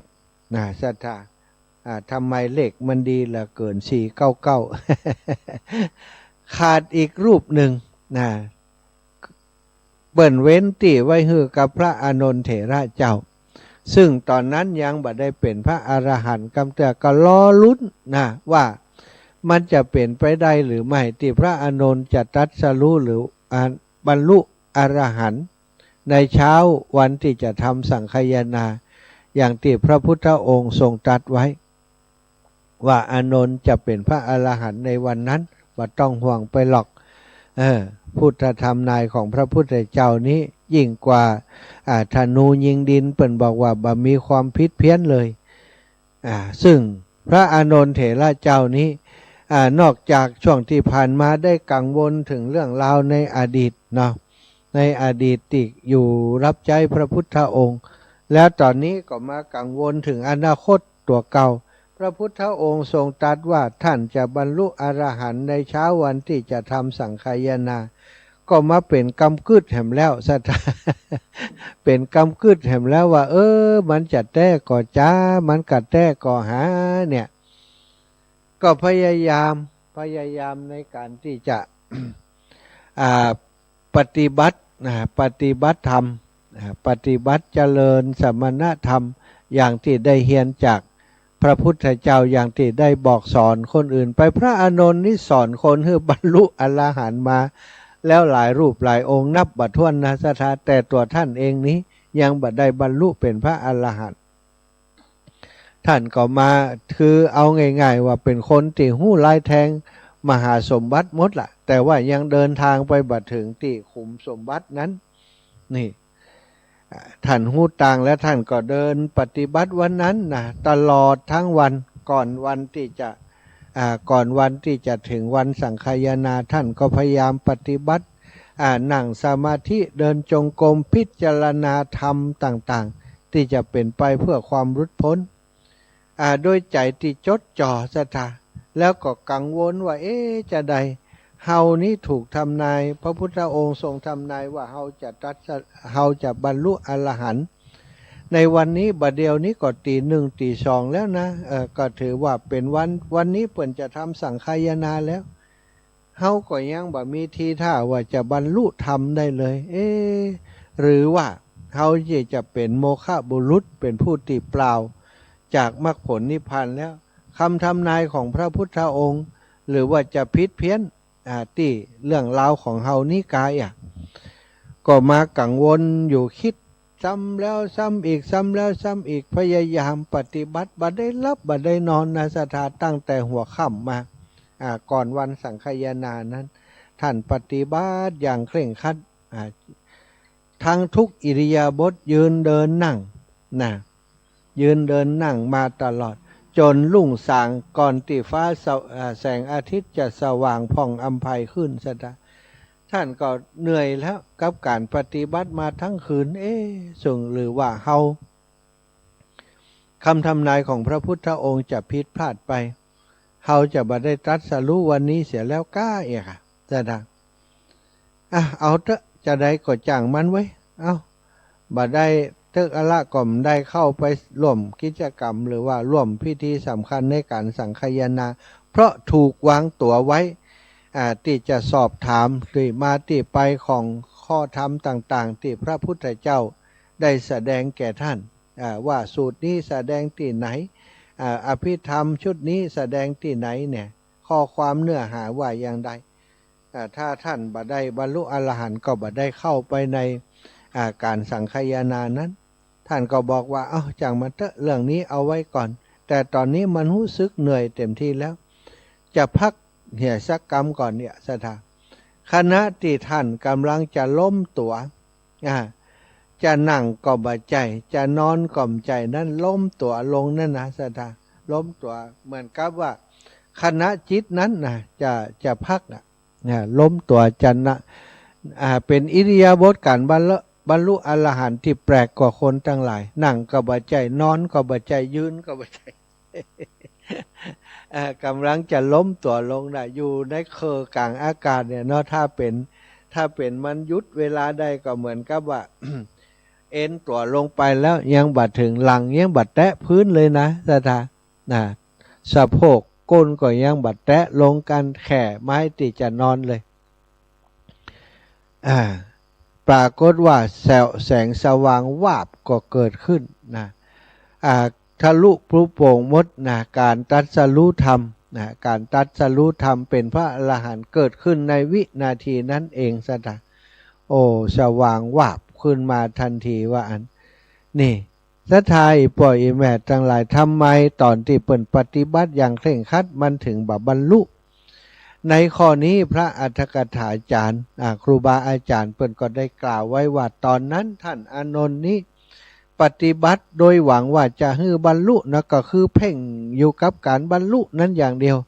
เรียกว่ายังมีการยึดติดเรียกว่าความอยากอยู่ในการที่จะบรรลุธรรมนั้นแต่พอท่านปล่อยวางว่าปอก่อนย่างก่อนนะอันนี้คือลักษณะการปล่อยวางนะปล่อยวางการยึดทั้งหมดบ่ไหวแล้วเหนื่อยแล้วปอก่อนวางก่อนวางเรื่องราวทั้งหมดไว้ก่อนแล้วจะพักสักกรรมหนึ่งแล้วจะทำต่อเนี่ยสัทธาขณะที่ปล่อยวางแค่นิดเดียวเท่านั้นเองปล่อยวางความยึดมั่นถือมั่นต่างๆแค่นิดเดียวเท่านั้นเอง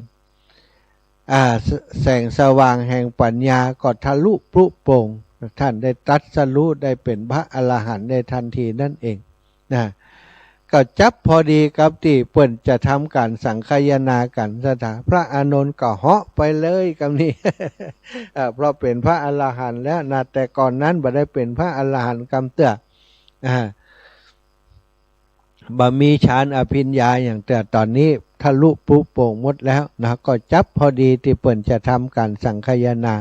ท่านก็ได้เข้าไปสู่ที่ประชุมของการสังคายนามีพระมหากัสสปะเถระเจ้านั่งเป็นประธานอยู่ในที่แห่งนั้นศรัทธาอีป่ออีแม่ทั้งหลายในเรื่องนี้เขาจะหันว่าจริงๆแล้วการปฏิบัติธรรมที่เปิ่นว่าถึงนะคืออยู่กับอารมณ์ปัจจุบันนี้ก็คือการปล่อยวางอดีต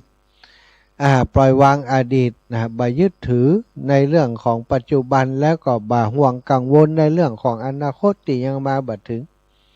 อยู่กับปัจจุบันโดยการปล่อยวางก็จะทำให้ชีวิตจิตใจของเฮานี่มันถูกปลดปล่อยแล้วก็ได้รับความเบิกบานจากแสงแห่งพระธรรมในที่สุด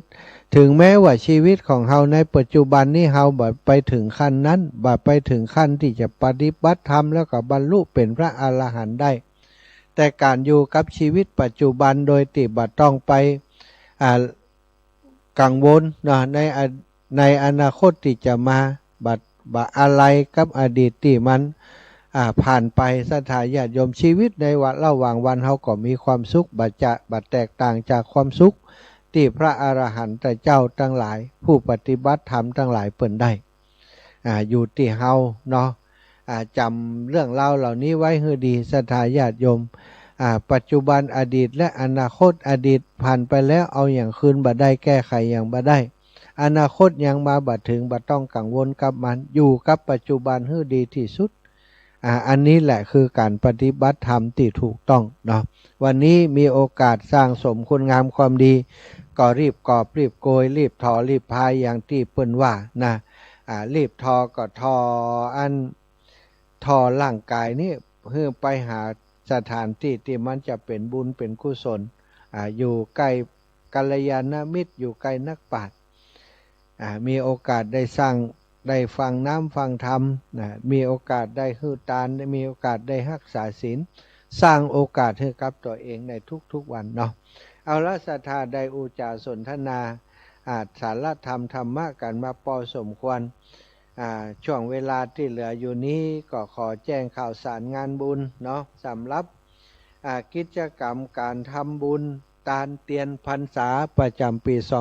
2569 ของเครือข่ายคลื่นสีขาวในพื้นที่8จังหวัดภาคเหนือ ปีนี้เฮาได้ทำการได้วางแผนกันจะมาทอดถวายณวัดโสภณารามห้วยงูในแห่งนี้ในวันนี้แล้วนะวันที่12เดือนกรกฎาคมศรัทธาอีป่อยอีแม่ทั้งหลายกำลังเดินทางขณะนี้ตังลำปางทราบว่าได้ออกเดินทางกันแล้วจากวัดบรรพตสถิตนะศรัทธาญาติโยมที่จะเอาโรงทานมาวันนี้ก็คงจะได้ออกเดินทางกันแล้วหรือว่ากำลังหาตื่น จะมาถึงขวายเนอะต้องตั้งเมาก๋วยเตี๋ยวบัดตันนะเข้าใจ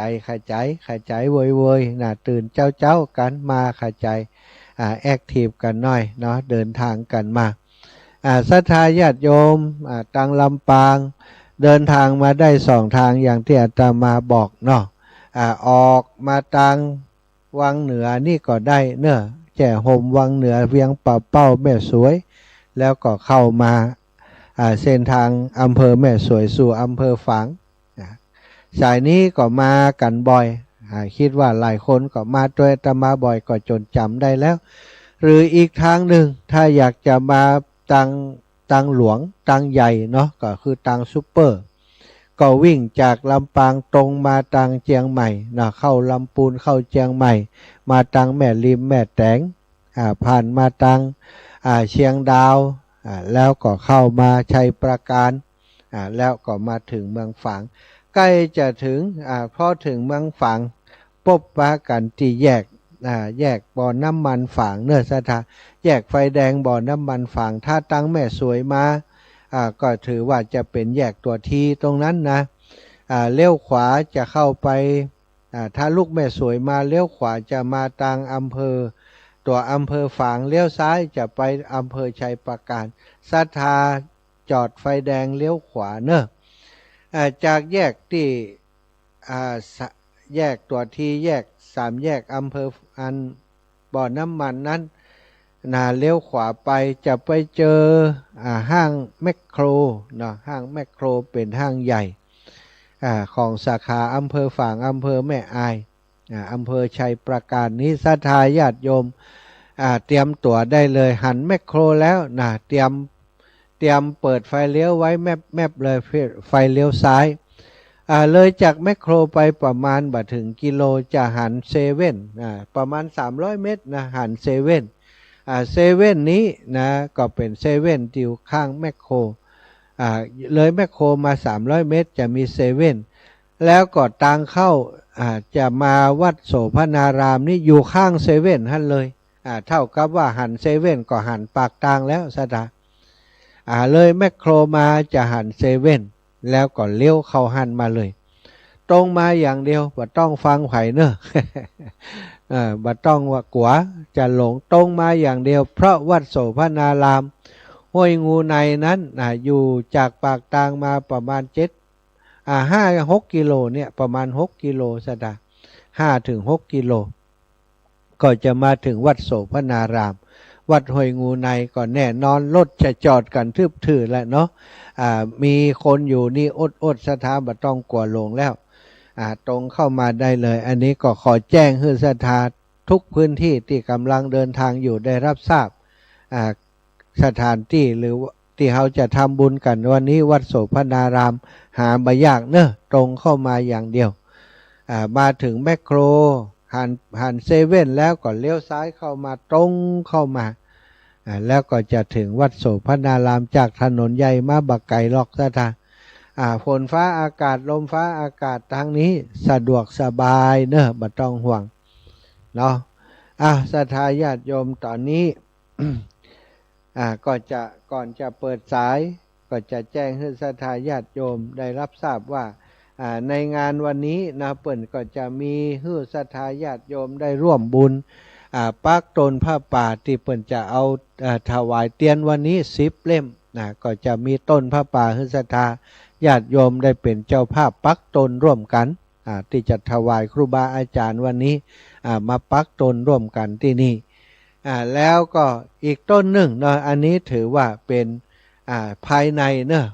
สำหรับอาตมาก็ได้ตั้งใจว่าโอ้ในพี่น้องขึ้นสีขาวก็มารวมกันที่นี่แล้วก็เจ้าลำปาง เตียอาตมาได้นัดหมายว่าจะเอาผ้าป่ากล่องน้อยๆไปทอดถวายเพื่อจะ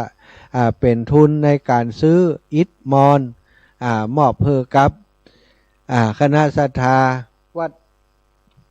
ปางปอยที่เปิ้นกำลังบูรณะปฏิสังขรณ์พระธาตุเปิ้นได้นำไปใช้ตอนนี้อิฐมอนก็ใกล้จะหมดแล้วเนาะตังช่างตังสลาว่าสตัง ที่เจ้าบ้านเปิ้นรวมกันนี้ก็ใกล้จะหมดเหมือนกันก็เลยมาคิดว่าโอ้ถ้าวัสดุอุปกรณ์มันหมดนี่การทำงานก็จะล่าช้าไปก็เลยได้อยากจะสนับสนุนช่วยเหลือเปิ้นให้ทำงานไปอย่างต่อเนื่องเนาะ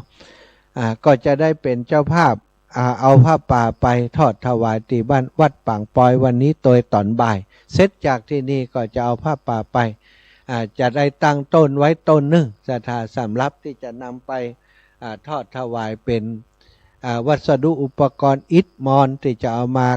บูรณะปฏิสังขรณ์พระธาตุที่วัดปางปอยเสร็จแล้วเสร็จพิธีที่นี้ก็จะปาศรัทธาญาติโยมที่อยากจะไปแสวงบุญไปร่วมบุญหอมบุญที่วัดปางปอยนี่ก็เป็นวัดอีกที่หนึ่งเนาะที่สนับสนุนกิจกรรมของคลื่นสีขาวของเฮามาโดยตลอดแม่อามแม่มีแม่อีเขานี่ทุกงานศรัทธาญาติโยมเปิ่นจะไปร่วมงานกับคลื่นสีขาวตลอดฉะนั้นเปิ่นมีงานกับบ้านกับจองวัดวาอารามเปิ่นเฮาก็สนับสนุนช่วยเหลือกันตั้งเมืองฝางก็ได้โยมแม่จงดีเชื้อกันทาเป็นสะพานบุญฮื้อเนาะคนนั้นคนนี้หอมมาแม่จงดีก็โอนไปที่วัดปางปอยตลอดก็ทำให้เปิ่นมีบดินกีได้ทำงานอยู่ตลอดเหมือนกันวันนี้ก็คิดว่าเอาไปทอดถวายได้บดินกีสัก10,000 ก้อนก็ยังดีเนาะศรัทธา ก็ร่วมด้วยช่วยกันเนื้อก้อนละ3 บาทเนาะไผจะห่วมบุญหอมบุญวันนี้ก็มี 3-4 รายการที่ศรัทธาจะหอมด้วยกันนะหอมตาลตาลเตียนหอมยกทรัพย์ปทนบูชาธาตุทั้ง4หอมพระป่าสามัคคีส่วนกลางเพื่อพัฒนาวัดโสภณารามและหอมเป็นเจ้าภาพอิฐมอนที่จะไปบูรณะปฏิสังขรณ์พระธาตุของวัดปางปอยได้เนาะแล้วแต่ศรัทธาญาติโยมก็มีหลายคนหลายท่านเพิ่นให้หอมมาล่วงหน้าก่อนแล้วอาตมาก็ได้จดชื่อเสียงเรียงนามไปตะกี้นี้ก็หอมมาหลายคนเนอะศรัทธาอาตมาก็จดไปพ่องแล้วเนาะแม่อันนี้ไผ่แม่จันอันนี้วันก่อนแล้วเนาะที่จดตะกี้อยู่ตั้งใด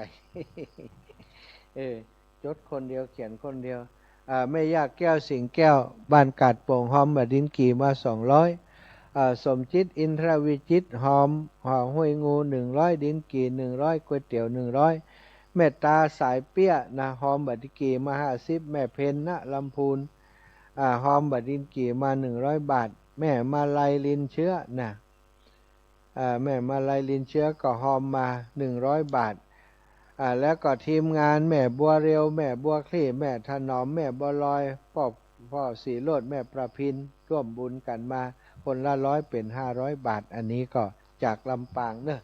ลำปางนี่ได้หลายก้อนแล้วนะศรัทธาแล้วก็มีวันก่อนจดไว้เนาะมีแม่ติ๊บกาฟังพี่น้องบานแรงศรีปีดานี่หลายคนเหมือนกันหอมดินกีมาเดี๋ยวสอดจีกันเนี่ยอยู่ตัดได้นี่แม่จันฟองมโนวังมโนวังหอมก๋วยเตี๋ยว100หอมดินกี50 บาทแม่น้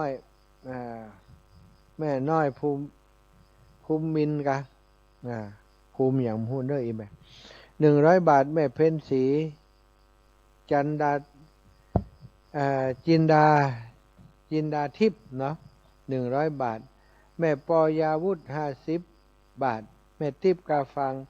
50เตียน50ไฟ50ผ้าป่า50นะแม่เดือนกาฟังผ้าป่า50แม่ย่าเรียบวังสมบัติก๋วยเตี๋ยว100 บาทแล้วก็ตาลเตียน100 บาทบดินกีแหม100 บาทนายบุญชูอุตตโมนะร่วมบุญห้วยงูใน100 บาทอันนี้สำหรับที่จดไว้วันก่อนเนาะเจริญพรสมจิตคุณครูมีหยัง คุณครูยุพา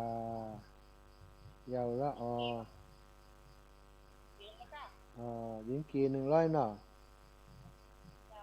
จ้าสัตว์จ้าเรียบร้อยบดินกีจ้าได้ถึงงานพุ่นหะก็เพราะว่าจะเอาตานดินกีนี้ถึงงานบ่าย2 โมงแต่ตานเตียนเดี๋ยวไปอ่านเนาะเจ้าเพราะว่าจัดรายการนี้มันมีเวลาได้อ่านเลยละเนาะใจจำจัดรายการข่อยจ้าสาธุค่ะจัดรายการอย่างอีนี้จะให้อ่านไลน์ไปตัวกับบัตรสะดวกเนาะเพราะตาอันมันต้องใจมันต้องคิดกับเรื่องที่จะแล้วก็มีแม่สมบูรณ์บ้านไร่ศิลาทองหอมพระธาตุ50ก๋วยเตี๋ยว50ปังปอย50กับไฟ50แม่นวลแม่นวลยอดคำปันหอมงานนี้200 บาทแม่กัญญากรหารชนะได้ร่วมบุญห้วยงูใน100ก๋วยเตี๋ยว100ดินกี่100แม่ลาอ่อนจากฝั่งเปาร่วมบุญมา200ตามอัธยาศัยหอมอะไรอย่างก็ได้แม่มายาวีตานเตียน50ดินกี่50กาไฟ50แม่ยุพายาวละก็ดินกี่แหม100 บาทอนุโมทนาบุญเปิดสาย0808844173อาจจะมีเวลาได้บ่เมินแล้วเนาะศรัทธาเพราะว่าเวลาใกล้จะหมดเวลาแล้วใครจะโทรมาช่วงนี้ก็ยังตันอยู่เนอะยังตันตันจ๋าดันสนทนาธรรมกันอยู่ที่หอมมาห้วยงูในแม่แก้วโทนาบุตร100 บาทแม่บัวขีดทับโป100แม่ถนอม100แม่บัวเร็ว100แม่บัวลอยปรุงเทพ100ปอดสินโทษแม่ประพิน100แม่ตุนแก้วมโนคำ100แม่บัวเย็นจันทบ100แม่บัวลอยชัยสวรรค์ส่วนตัว200แล้วก็ห้วยงู100พ่อบุญธรรมบ้านโป่งหนองพ่อบุญธรรมบ้านโป่งหนอง200เนื้อก๋วยเตี๋ยวเจริญพรแม่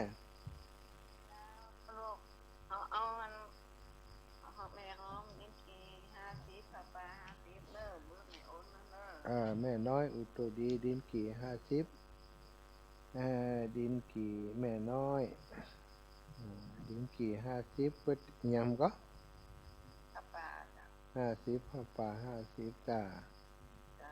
สาธุค่ะแม่น้อยอุตุดี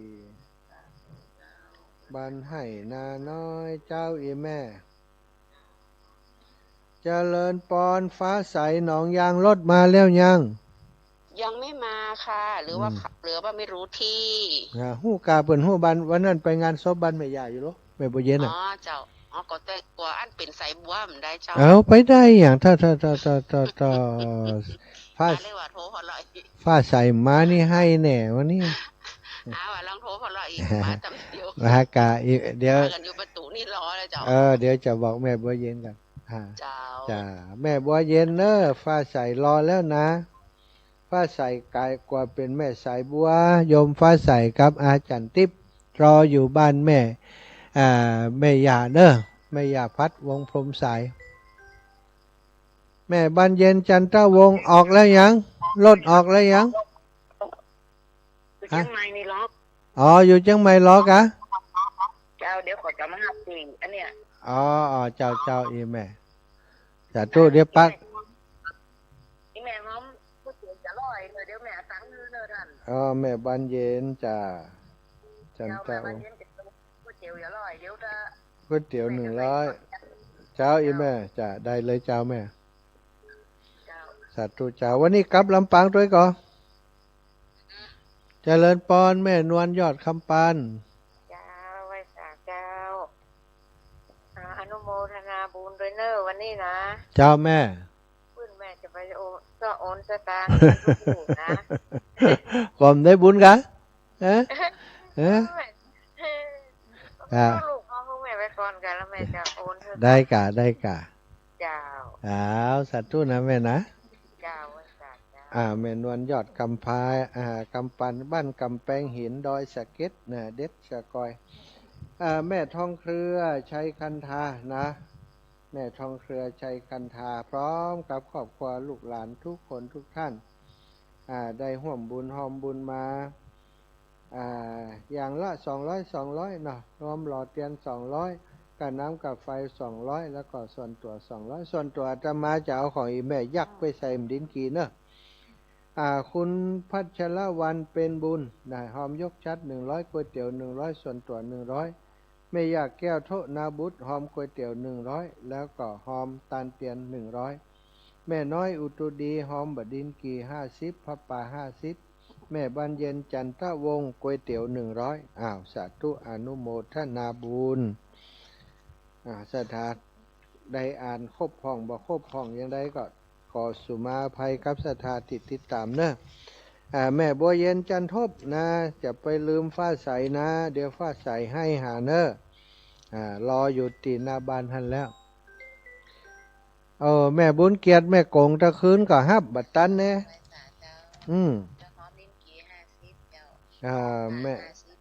แม่บุญเกียรติดินกี่50พ่อป่า50เนาะเจ้าแม่บุญเกียรติเจ้าแม่กง50บวก50สาธุเนื้อพ่อป่า50ดินกี่50พ่อป่า50ดินกี่50เนี่ยขอบคุณนักขอบคุณหลายศรัทธาญาติโยมอีพ่ออีแม่ที่ติดตามรายการอยู่ในขณะนี้ตอนนี้ตี 4:55 นาทีกำมาเดียวก็จะได้พบกับตุลุงแดงนะท่านอาจารย์พระครูชลทานพิทักษ์ตั้งแต่ตี 5ไปจนถึง 7 นาฬิกาเนาะเพิ่นก็จะได้มาชี้แจงแสดงบอกกล่าวในเรื่องของงานกิจกรรมในวันนี้นะมีอายังพ่องนะศรัทธาตุลุงนี้เป็นเจ้าพิธีจะได้บอกเป็นอย่างกับเรื่องการเดินทางกาศรัทธาสามารถโทรถามตุลุงได้เนอะถ้าใครเดินทางในช่วงเจ้านี้จะสอบถามไว้ก่อนกับอูจากับตุลุงได้เนาะเอาละเนาะได้อูจากันมาเป็นเวลาที่พอสมควรอาตมาภาพก็ตอนนี้ก็คอแหบคอแห้งผ่องแล้วศรัทธาญาติโยมอีพ่ออีแม่ทั้งหลายติดตามรับฟังรายการ ตั้งแต่ตอนเช้าตี 3มาจนถึงเวลานี้เนาะมาจนถึงเวลานี้ก็เป็นเวลา2 ชั่วโมงกว่าก็คิดว่าคงจะได้สาระประโยชน์เป็นประโยชน์แก่ศรัทธาญาติโยมพ่องนะเอาละศรัทธาเวลาหมดเวลาก็ขอนำรายการจากลาศรัทธาอีพ่ออีแม่ไปโดยเวลาเพียงเท่านี้ขอความสุขความสัสดีจงมีแก่ศรัทธาสาธุชนทุกคนทุกท่านเนอะวันนี้ก็ที่เดินทางมาก็ขอให้เดินทางมาโดยความสะดวกปลอดภัยกันทุกคนทุกท่านจัตตารโอธัมมาวทันติอายุวันโนสุขังภะลั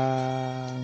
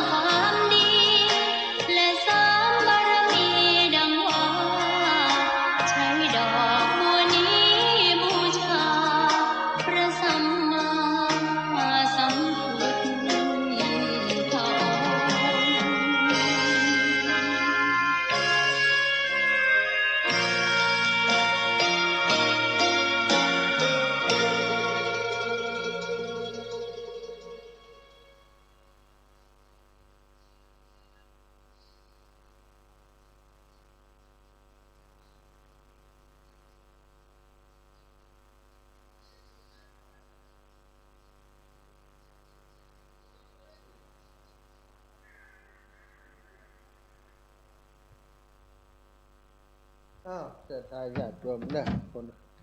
ตุลุงก็ยังมาเจ้า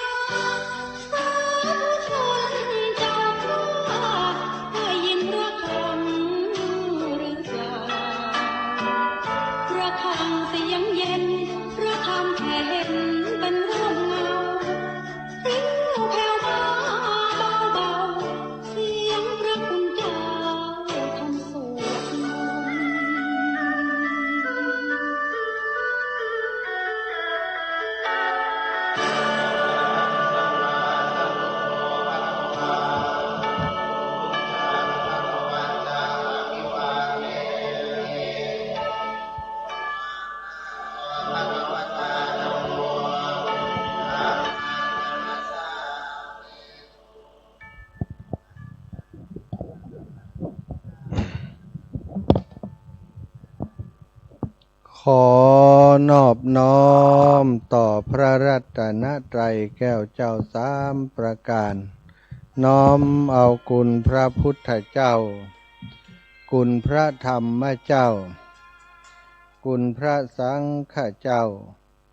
คุณพระอรหันตเจ้าอริยสงฆ์เจ้าจุตนจุองค์ได้เมตตาแผ่ปรมีมาปกเก่าเกศาปกห่มหักษาครูบาอาจารย์พระมหาเถระ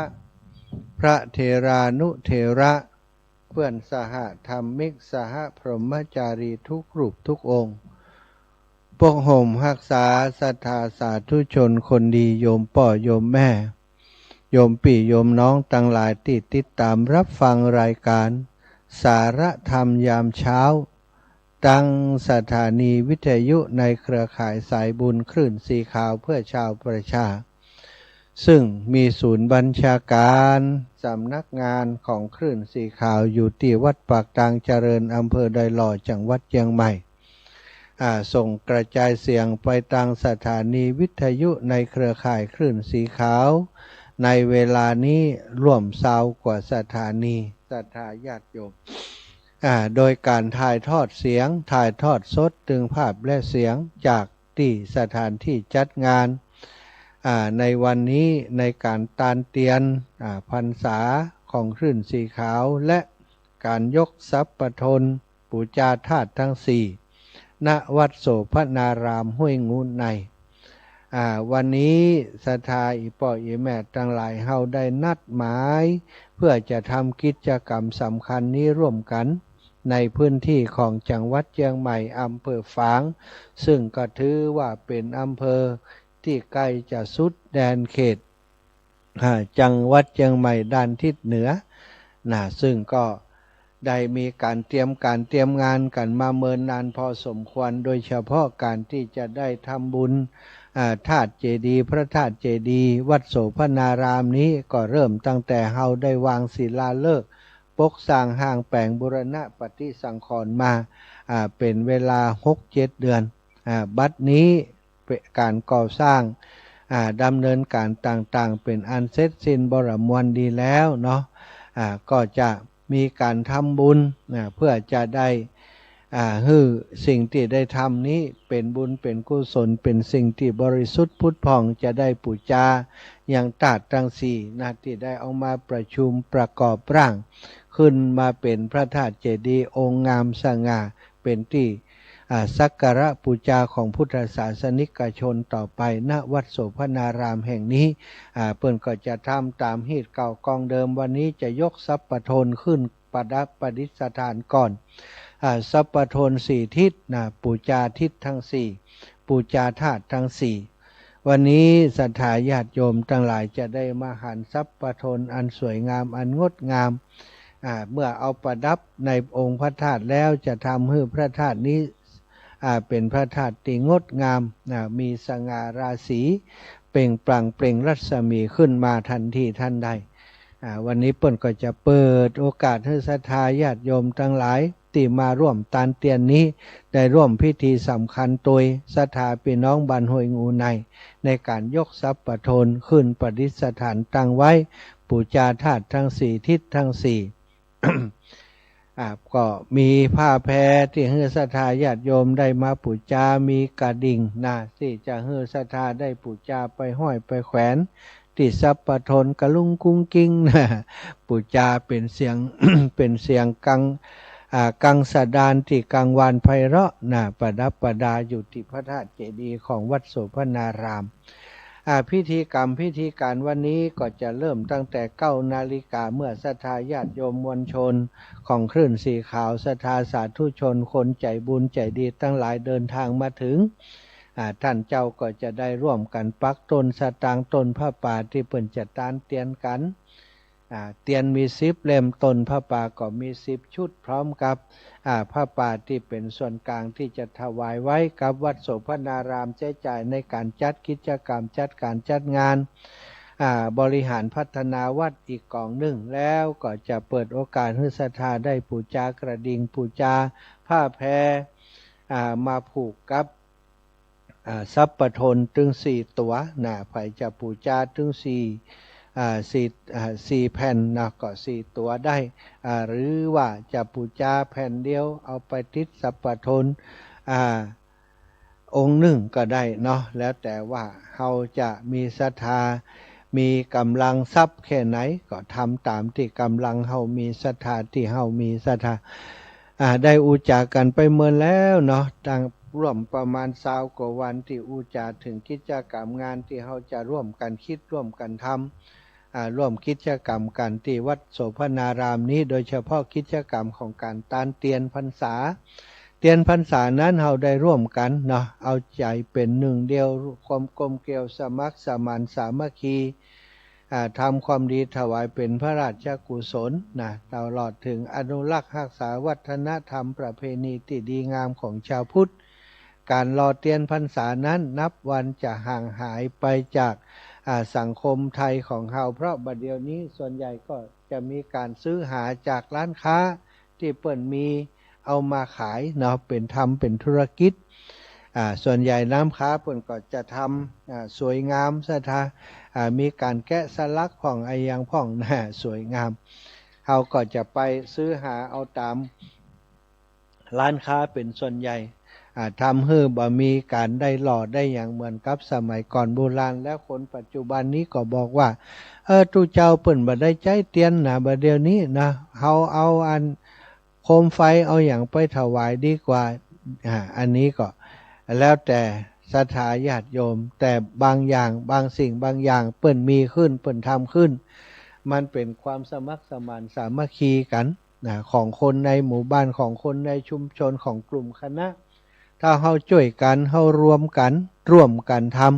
ำกิจกรรมนั้นๆมันก็จะเกิดประโยชน์ในหลายๆอย่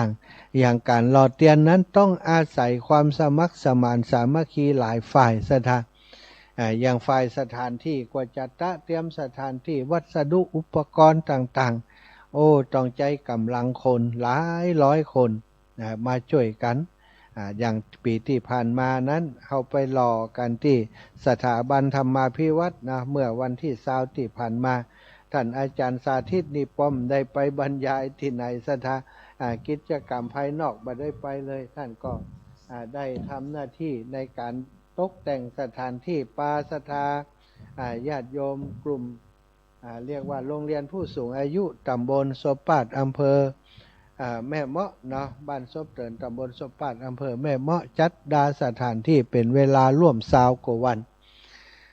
กว่าจะสำเร็จเสร็จสิ้นอาศัยความสมัครสมานสามัคคีของศรัทธาโดยแล้วก็พี่น้องที่อยู่ตั้งบ้านตั้งจองได้หายหอมเป็นสันแลนเป็นติมุงบังให้กับท่านอาจารย์ไปก็ได้ อาศัยความร่วมไม้ร่วมมือหลายฝ่ายครูบาอาจารย์คลื่นสีขาวของเฮาก็ไปช่วยกันจัดดาเตรียมสถานที่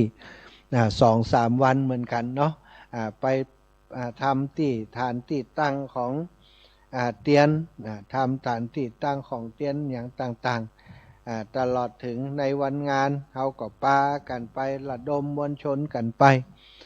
พี่น้องจากเมืองฝางก็ไปกันนักนะแม่จงดีปหมออินทร์คุณโยมกนกพิษคณะศรัทธาจากเมืองฝางก็ไปร่วมกิจกรรมที่ลำปางพี่น้องตังเจียงใหม่พี่น้องตังเจียงไฮ้เวียงป่าเป้าแล้วก็ส่วนใหญ่มวลชนจากตังเจียงใหม่แล้วก็ตังลำปางไปกันเยอะนี่ทำให้มวลชนที่ไปร่วมกิจกรรมหล่อเทียนปีนี้มีประมาณเป็นลักปันศรัทธาเนาะปันกว่าคนที่เอาเก้าอี้มาตั้งนี่ปันกว่าตั๋วนี่เต็มไปหมดศรัทธาแสดงว่ามวลชนที่ไปหมุนเวียนเปลี่ยนกันไปเข้าออกนั้น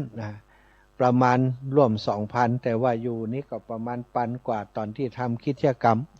แต่ก็ถือว่าเป็นกิจกรรมที่ได้รับความร่วมไม้ร่วมมือจากทุกฝ่ายเนาะที่หันความสำคัญของวัฒนธรรมประเพณีอันดีงามกันหล่อเทียนพรรษาอาตมาภาพและครูบาอาจารย์ก็ดีใจที่เฮาทำกิจกรรมอย่างนี้ส่งเสริมความสมัครสมานสามัคคีแล้วก็ได้รับการสนับสนุนจากศรัทธาญาติโยมทั้งหลายไปร่วมบุญร่วมกุศลกันเป็นจำนวนนักจำนวนหลายแล้วก็เกิดประโยชน์ถึง2 ฝัก 2 ฝ่ายเนาะฝ่ายสถานที่ฝ่ายจัดการจัดงานก็ได้ปัจจัยในการพัฒนาวัดวาอารามสถาบันธรรมาภิวัตรนะแล้วก็ได้ปัจจัยสนับสนุนกองบุญกองทุนต่างๆในสถานีวิทยุแต่ละที่แต่ละแห่งก็ได้รับการสนับสนุนอันนี้ก็คือ พลังน้ำจิตน้ำใจที่เฮาได้ร่วมบุญร่วมกุศลร่วมโดยช่วยกันทำให้กิจกรรมที่ผ่านมาในครั้งนี้ประสบความสำเร็จโดยดีแล้วก็เตียนศรัทธาญาติโยมที่เฮาได้ร่วมกันรอที่วัดสถาบันธรรมาภิวัตรได้รับการดูแลตกแต่งโดยท่านอาจารย์พระครูสังวรศรีลาภิลักษ์ท่านอาจารย์ใหญ่ที่จัดรายการด้วยกันมรดกธรรมกับเมืองเนาะธรรมะจากวัดสายมูลหลวงพ่อได้เป็นพระธุระในการเป็นผู้ที่ดูแลเรื่องการเรื่องแบบเตียนแล้วก็ตกแต่งเตียนหลังจากที่รอเสร็จแล้ว ตามวิธีกรรมวิธีการที่ถูกต้องหลวงพ่อถือว่าเป็นผู้มีความชำนิชำนาญมีความเชี่ยวชาญในการหล่อเตียนศรัทธาบัจเจว่าไผก็เนี้ยได้นะเพราะว่ามันมีขั้นตอนหลายอย่างการรอก็ต้องรู้ว่าจะรออย่างใดให้เตียนที่เฮาหล่อนั้นออกมาสวยงามต้องมีสูตรสูตรการผสมสูตรอย่างต่างๆหลายอย่างบัจเจว่านับใดนับเนี้ยเนาะอันนี้แต่ว่าเฮาก็ทำได้สำเร็จเสร็จสิ้นหลวงพ่อเพิ่นหล่อเสร็จแล้วก็เอามาตกแต่งตอนนี้ก็ตกแต่งประดับประดาต้นเตียนเล่มเตียนนั้นศรัทธาได้ตกแต่งอย่างดีเหมือนกับจะว่างามกว่าล้านก็เกินไปกะฮะเนาะงามแบบแพ้จากที่เฮาไปซื้อจากร้านปูจาจากร้านมาเลยทีเดียวนี่วันนี้ศรัทธาญาติโยมมาพอเอาก็แล้วกันมันงามแต่กาท่านอาจารย์งามแต่บัดแต่ศรัทธาก็มาพอเอาเนอะอาตมานี้หันแล้วก็ชื่นใจนะชื่นใจว่าโอ้ที่เฮาได้เนี่ยได้ทำกันไปนั้นหลวงพ่อเปิ้นเอาไปประดับประดาประดิษฐ์ประดอยจนสวยงามวันนี้เราจะได้ร่วมกันตาลด้วยกันเนาะตาลเตียน10หัววัดด้วยกันเนอะศรัทธาตาลเตียน10หัววัดด้วยกันที่วัดโสภณารามนี้นิมนต์เพิ่นมานี่หมดเนาะมารับเตียนตินี่หมดตอนเจ้าวันนี้ได้นัดหมายอู้จากันว่าจะนิมนต์ครูบาอาจารย์ตุลุงพระครูชลทานพิทักษ์หรือวัดตุลุงแดงมาเข้ารายการตอนนี้ท่านกำลังเตรียมตัวอยู่เนาะตุลุงก็ได้จัดดาสถานที่ด้วยกันตะคืนนี้จนพอถึง3 ทุ่ม 4 ทุ่มแล้วก็เข้าไปพักผ่อนตอนนี้การเดียวสักกัมเนาะตุลุงเรียบร้อยภารกิจส่วนตัวเรียบร้อยก็จะได้มาพบปะมามาจาเรื่องราวต่างๆที่เราจะทำกิจกรรมกันวันนี้คือกับศรัทธาอีป่อยอีแม่ทั้งหลายได้รับทราบได้รับฟังตอนนี้คณะศรัทธาจากตังลำปางได้ข่าวหลายคณะแล้วได้ออกเดินทางแล้วเนาะตะกี้ก็แจ้งมามีคณะศรัทธากลุ่มของโยมแม่บัวเย็นจันทบก็รถตู้ของไอเจมเนาะน่าจะเดินทางมาตังเชียงใหม่เพราะว่าจะมาฮับแม่บานเย็นจันทวงศ์ที่เชียงใหม่ตัวก่อนนัดหมายกันจุดใดก็บอกฮู้เปิ้นเราก็มาฮับแม่บานเย็นจันทวงศ์ก็จะเดินผ่านมาตังแม่ริมแม่แตงออกมาตังเชียงดาวชัยประการแล้วก็เข้าสู่เมืองฝางเนี่ยรุนลุ่งจะพระอาทิตย์จะอุทัยก็กำลังจะ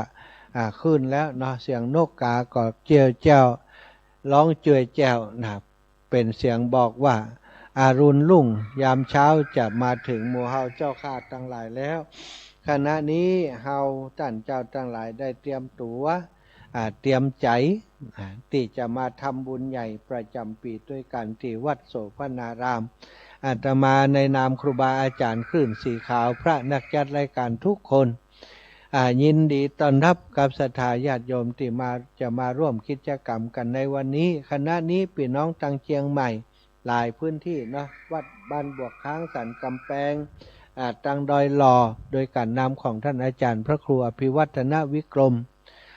ตุลุงยองท่านอาจารย์สามเณรเอาลักษณ์ปัญโยนันท์ท่านอาจารย์พระครูสถิตสารคุณวัดหนองผาขาวพระครูกัลยาณปราโมทวัดม่อนห้วยแก้วท่านอาจารย์วรรณชัยชยานันโทก็กำลังเดินทางกันมาเพื่อจะมาสู่ร่วมบุญกันที่วัดโสภณารามที่นี่ท่านอาจารย์พระสาธิตธีระปัญโยผู้นำอำนวยการสถาบันธรรมาภิวัตรจังหวัดลำปางทราบว่าจะมากัน2 กันรถตู้เดินทางจากแม่เมาะมาสำหรับของทีมงานที่มาในนามของอาตมาภาพก็ 4-5 กันรถเนาะจะมาจากลำปางพี่น้องบ้านน้ำโจโยมน้องสมควรใจน้อยผู้นำทีมบ้านสีหมวดเก้าแม่บัวเย็นจันทบก็กำลังเดินทางพี่น้องจากตังบ้านฝ่ายน้อยเนาะทราบว่ามากันประมาณมินิบัสหนึ่งหลวงพ่อท่านพระครูอุดมศิริทัศน์จากวัดท่าสมปอยหรือว่าวัดศรีภูมิมาท่าสมปอย จะออกเดินทางตีห้ากึ่งอีนะตอนนี้ก็ใกล้จะกึ่งแล้วน่าจะออกวัดได้แล้วหลวงพ่อ นัดหมายกันที่นี่เนาะถามเส้นทางเรียบร้อยแล้วสำหรับหลวงพ่อวัดศรีภูมิมาหลวงปู่พระครูปฏิพันธ์ธรรมทินประมาณ6 โมงก็จะออกเดินทางแล้ววันนี้หลวงปู่ก็คงได้จัดรายการเนาะเดินทางออกเดินทางเพราะช่วง6 โมง 7 โมงนี้จะเป็นรายการสดจากตังวัดโสพนารามคงจะเป็นตุ้ลุงแดงได้ช่วยดูแลการจัดรายการในช่วง6 โมงถึงไปจนถึงกว่าตุ้ลุงยองจะมาเปลี่ยนเนาะตอนนี้ถ้าตุ้ลุงพร้อมแล้วก็ขอนิมนต์เนอะตุ้ลุงแดงได้มาพบปะกับศรัทธาญาติโยมที่อยู่ต่างบ้านต่างจองเพราะอาตมาได้นั่งเป็นเพื่อนกับศรัทธาอยู่ที่นี่ตั้งแต่ตอนเช้าแล้วเนาะศรัทธาตั้งแต่ตี4ตี3มาจนถึงณเวลานี้ก็ได้นั่งพบปะกับศรัทธาญาติโยมอยู่ฉะนั้นถ้าตุ้ลุงแดงพร้อมแล้วนะก็ขอเรียนเชิญขอนิมนต์นะนิมนต์ครูบาอาจารย์ได้มาปฏิบัติหน้าที่ได้มาแนะนำกิจกรรมในวันนี้ได้มาอุจาร์นำธรรมะมาฝากมาแบ่งปันเพื่อศรัทธาญาติโยมท่านเจ้าทั้งหลายได้สดับรับฟังกันสำหรับอากาศในวันนี้ที่วัดโสพนารามห้วยงูในเนื้อศรัทธาอากาศปลอดโปร่งโล่งสบายบ่มีปัญหานะฝนฟ้านี่บ่มีท่าว่าจะตกเนื้อวันนี้ก็คิดว่าจะอำนวยเฮาท่านเจ้าทั้งหลายได้ทำกิจกรรมไปด้วยความเรียบร้อยบ่มีฟ้ามีฝนกันตลอดวันไปเลยเนาะ ตลอดวันไปถึงยามค่ำยามแรงถ้ามีฟ้ามีฝนมันก็จะบัดสะดวกกับศรัทธาญาติโยมอีป่อยอีแม่ที่มาร่วมงานเนื่องจากว่าสถานที่ที่ในวัดของเฮาที่นี่จะรักษาเป็นธรรมชาตินะเยอะที่สุดเปิ้นบ่มีการเปิ้นบ่ได้เทพื้นเต็มหมดนะเป็นพื้นที่ที่ปลูกต้นไม้แล้วก็พื้นที่ที่ปลูกหญ้ากันส่วนหนึ่งถ้าฝนตกมามันก็อย่างที่ทุกครั้งก็จะทำให้เปียกแฉะแต่วันนี้เชื่อแน่ว่าฟ้าฝนนี้จะเป็นใจให้ศรัทธาญาติโยมตั้งหลายที่มาทำบุญได้รับความสะดวกสบายเนาะฝนบัดตกแน่นอนตั้งนี้เพิ่นก็มีเคล็ดลับเหมือนกันเนอะบุญจะปาไปขอเคล็ดลับเพิ่นคือไอ้หยังศรัทธาเคล็ดลับของทางนี้ทางบ้านเฮาเพิ่นก็มีเนาะปลูกจะไข่ตังปีน ปลูกจะไข่ตังปีนเอาตังฝ่ายมันลงเอาตังหัวมันขึ้นนี่นะการทำบุญวันนี้นะศรัทธาญาติโยมก็มีการทำบุญหลายอย่างอยู่เนาะทำบุญทาน2 อย่างอิตนะการทำบุญที่สำคัญก็คือการยกทรัพย์ปทนปุจจาธาตุทั้ง4และการทานเตียนพรรษาประจำปี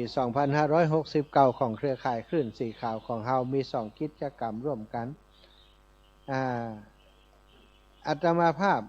จะมีกิจกรรมเพิ่มเติมนะส่วนทีมงานแล้วก็ FC ตังลำปางนะเขาจะไปตานบดินกีกันที่วัดปางปอยเนาะซึ่งเปิ้นตอนนี้เปิ้นก็กำลังบูรณะปฏิสังขรณ์พระธาตุเหมือนกับที่วัดโสพนารามนี่แหละศรัทธาสร้างพระธาตุองค์ใหม่ครอบทับพระธาตุองค์เก่าองค์เดิมซึ่งมันมีขนาดเล็กนะก็คือเป็นองค์น้อยๆนะเพิ่นก็อยากจะให้มันดูสง่างามใหญ่ขึ้นมาก็ได้สร้างครอบทับองค์เดิมการขั้นตอนการก่อสร้างอย่างต่างๆตอนนี้ก็ก่อขึ้นไปถึงด้านบนแล้วเนาะล้ำพระธาตุองค์เก่าส่วนยอดไปแล้วก็จะมีการก่อขึ้นไปแหมอีกประมาณอีกเยอะอยู่ศรัทธาญาติโยมสูงขึ้นไปแหมมันจะได้สมส่วนงดงามวันก่อนก็ไปดูแลการก่อสร้างของเปิ้นก็มีช่างหรือว่าศาลาพื้นบ้านของเปิ้นนั่นแหละเป็นผู้ที่มีฝีมือดูแลเรื่องการก่อสร้างอยู่เนาะอาตมาแล้วก็ครูบาอาจารย์ท่านพระครูอภิวัฒนวิกรมพระครูชลทานพิทักษ์หลวงปู่พระครูปฏิพานธรรมทินท่านอาจารย์พระครูปริยัติรัตนโชติ ไปตุลุงยองได้ไปแอวไปพอเปิ้นทำงานกันก็ไปหันแล้วว่าเปิ้นทำจริงแล้วก็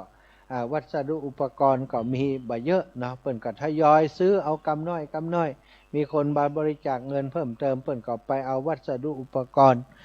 เป็นอิฐมอนก็ดีเป็นปูนก็ดีเอามาทยอยเอามากันก็ได้อู้จากันไว้ว่าจะสนับสนุนเปิ้นอยู่แต่ว่าพระป่าสามัคคีสำหรับจะเอาไปช่วยกิจกรรมครั้งนี้จะทำกันในช่วงปลายปีน่าจะเป็นประมาณวันที่27เดือนธันวาที่จะถึงเปิ้นออกภาษาแล้วนะออกภาษาแล้วที่มันบ่มีฟ้ามีฝนแล้วเนาะเดือนธันวานี้ก็จะนำพระป่าสามัคคีไปทอดถวายในนามคลื่นสีขาวของเขาเป็นการทำบุญส่งท้ายปีนะสำหรับให้ศรัทธาญาติโยมทั้งหลายได้ร่วมบุญร่วมกุศลด้วยกันที่วัดปางปอยได้อูจากันไปก็ครูบาอาจารย์ก็ต่างก็จะเตรียมตัวกันในการทำไปทอดถวายพระป่าในครั้งนั้นแต่ว่าระหว่างที่กว่าจะถึงนะเดือนธันวานี้สิ่งที่ต้องการก็คืออิฐมอนที่จะต้องเอาไปให้ศาลาเพิ่นได้ทำงานอย่างต่อเนื่องอาตมาก็เลยคิดว่ามีโอกาสเมื่อใดก็จะทำบุญเอาบดินกีนี้ไปร่วมเปิ้นตาทามีไผให้ห้อมมาอาตมาก็ได้บอกบัญชีธนาคารของวัดปางปอยให้กับศรัทธาญาติโยมทราบไปแล้วพ่องละเนาะบางคนก็ได้โอนไปที่วัดปางปอยเลยบางคนก็บอกว่าอุ้ยแม่ขอฝากอาจารย์นี่นะวันนี้อาตมาก็รับฝากมาเยอะอยู่จะเอาไปห่วมหอมเป็นพระป่าสามัคคีไปทอดถวายที่วัดปางปอยช่วงตอนบ่ายหลังเสร็จจากงานที่วัดโสภณารามเรียบร้อยก็จะปากันเดินทางไปผ่านไปทางปางปอยเข้าทางแม่สวยสดเข้าลำปางเนาะศรัทธาเอาแล้ววันนี้เป็นวันที่เราจะได้ทำบุญในการตานเตียนแล้วก็ทำบุญเกี่ยวกับการยกทรัพย์ทนปูชาธาตุทั้งสี่ที่วัดโสภณารามแห่งนี้ศรัทธาญาติโยมการทำบุญที่ถูกวิธีตามหลักการทางพระพุทธศาสนาก็คือการทำบุญคือครบองค์ประกอบที่เรียกว่าบุญกิริยาวัตถุ3ได้แก่การให้ทานการแบ่งปันแล้วก็การรักษาศีลและการเจริญภาวนาก็คือการพัฒนาจิตใจโดยต้องยึดหลักความบริสุทธิ์3ประการการทำบุญให้ทานการรักษาศีลและก็การเจริญภาวนานั้นต้องอยู่ที่ความบริสุทธิ์3ประการก็คือเจตนาที่ดีเจตนาที่ดีทรัพย์ที่ได้มาสุจริตเนื้อนาบุญเป็นผู้ปฏิบัติดีปฏิบัติชอบ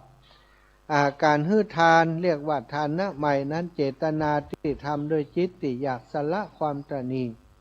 และก็ช่วยเหลือผู้อื่นโดยบ่หวังผลตอบแทนอันนี้เรียกว่าเจตนาที่ดีเจตนาเป็นสิ่งที่เบื้องต้นเจตนาในการทำบุญนั้นเพิ่นบอกว่ามันจะมีบุญอยู่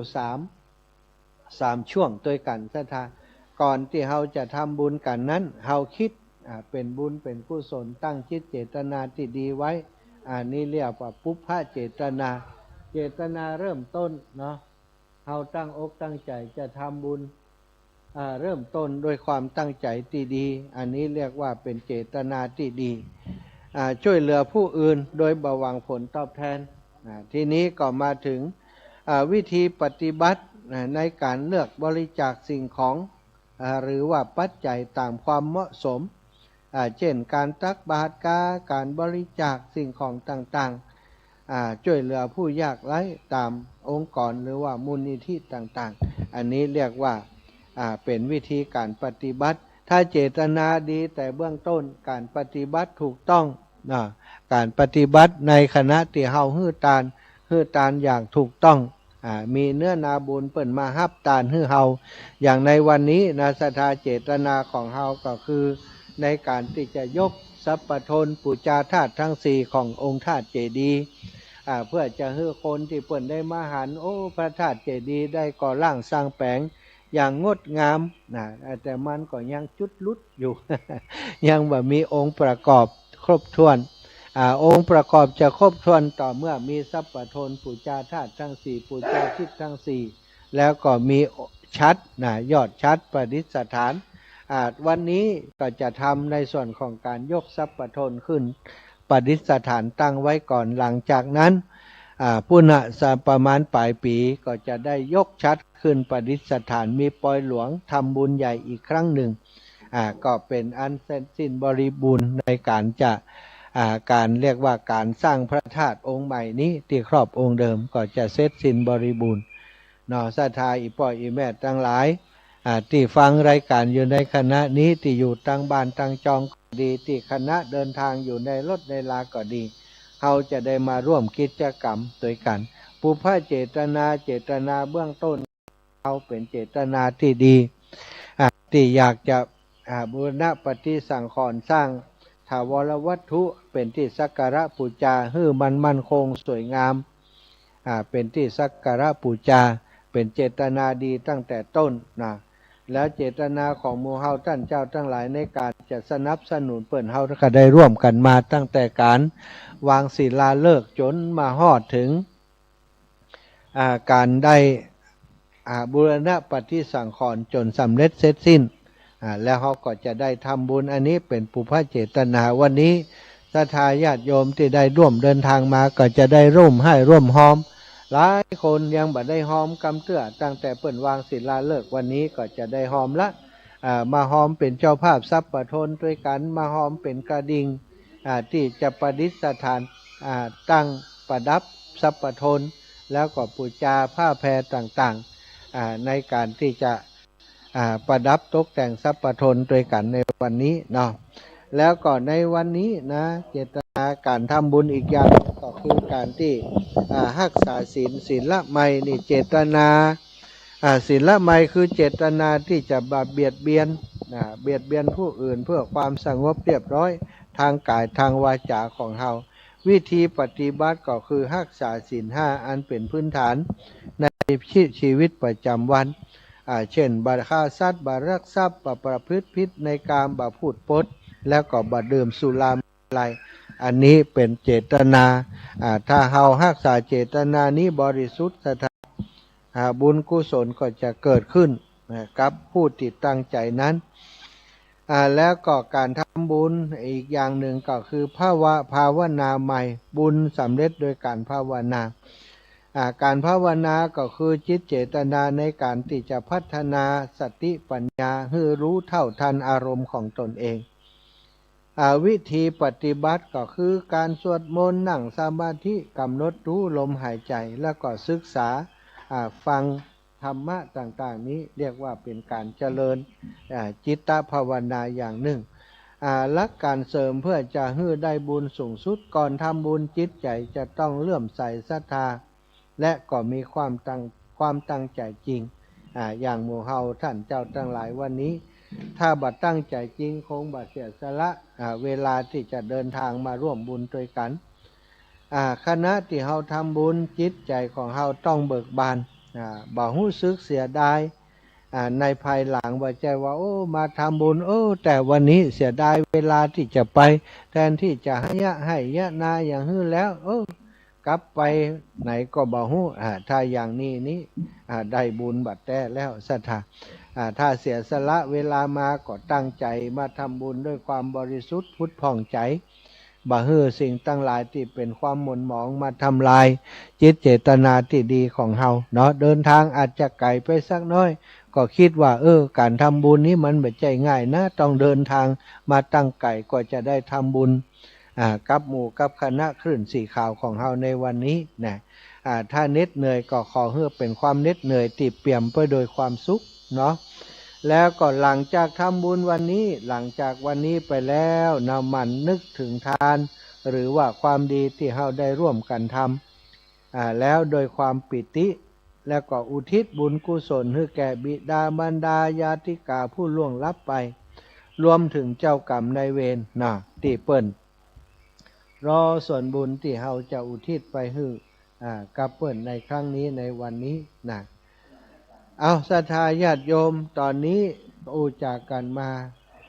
เป็นเวลา4:36 นาทีเกือบจะ40 นาทีแล้วศรัทธาญาติโยมใครที่กำลังเดินทางฟังรายการทางวิทยุอยู่ก็ดีฟังจากทางเฟซบุ๊กอยู่ก็ดีที่เดินทางก็สามารถติดตามรับฟังได้สามารถจะโทรมามาจ่าได้เนอะศรัทธาที่อยู่ต่างบ้านแต่เจ้าอาตมาเปิดสายไปรอบหลายคนอาจจะบัดตัน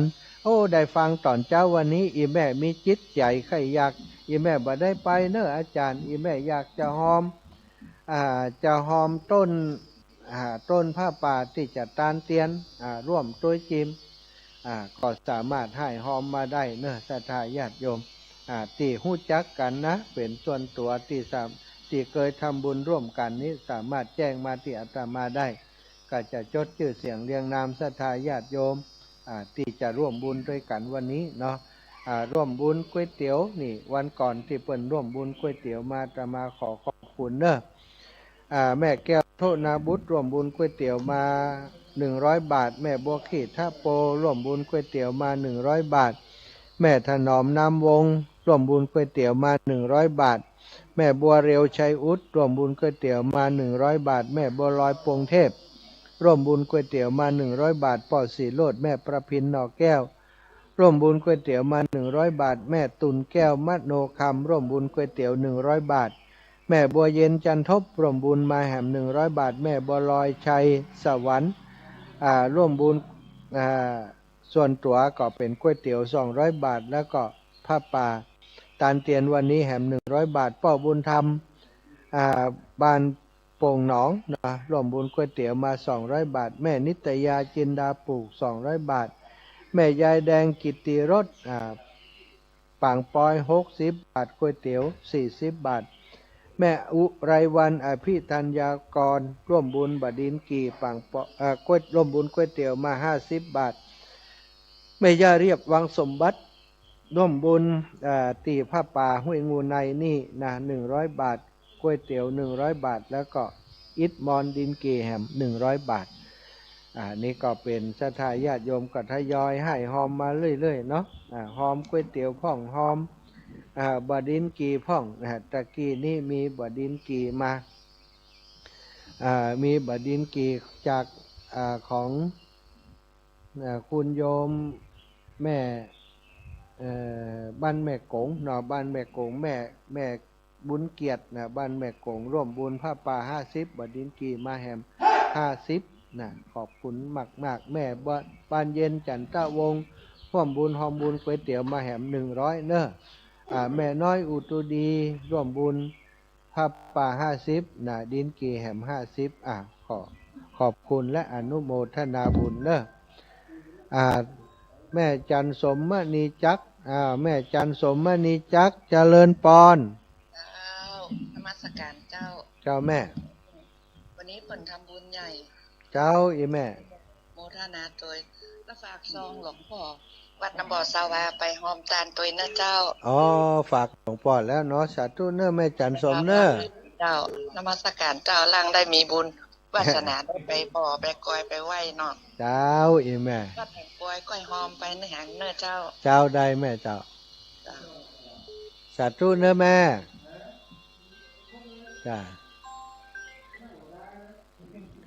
เจริญปอนแม่หม่อมอินแก้วตันวงเจ้าแต่เจ้าแม่ก็ไม่ได้หอมอย่างสักอย่าง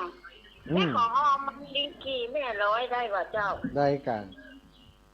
แม่วันหน้าแม่โอนให้ข้างข้ามาหานะเจ้าไอ้แม่แต่อันที่ไม่ได้หอมก็ได้เนาะมันเป็นยังนี่แหละเจ้าไอ้แม่เจ้าขออนุโมทนาด้วยนะเจ้าเจ้าแม่เจ้าไปสาธุแต่งตัวแรกเจริญปอนศรัทธาญาติโยมที่พร้อมแล้วก็เจริญปอนเนอะได้โทรมามาจากันได้เลยพี่น้องตังเมืองฝางเฮาเนอะแม่บุญเรืองชัยเงินแม่จงดีเชื้อกันทากระเดียวก็จะมาแล้วเนาะนำโรงทานก๋วยเตี๋ยวมาโรงทานอย่างวันนี้โรงทานแม่จงดีนี่ขนมเนาะแล้วก็ อย่างอื่นอีกเนาะที่จะนำโรงทานมาช่วยกันในวันนี้แม่ก็มีหลายโรงทานเนาะบัดได้จดชื่อไว้ เดี๋ยวถ้าอย่างใดถ้ามีรายชื่อโรงทานเอามาฮื้อจิมเนอะอาตมาจะได้ประกาศให้เพิ่นตัวที่ลำปางทีมของทุปีเลินก็เอาโรงทานมาเนาะที่อันโรงทานในวันนี้นะท่านอาจารย์เจริญเจริญปอนแม่จันฟองละอพี่น้องปงดอนเจ้าหอมอันนี้จริงๆ5 ชิ้นยกชัด5 ชิ้นหนึ่งของละอเจ้าอยู่ลบซับปะโทนเนาะถ้วยงู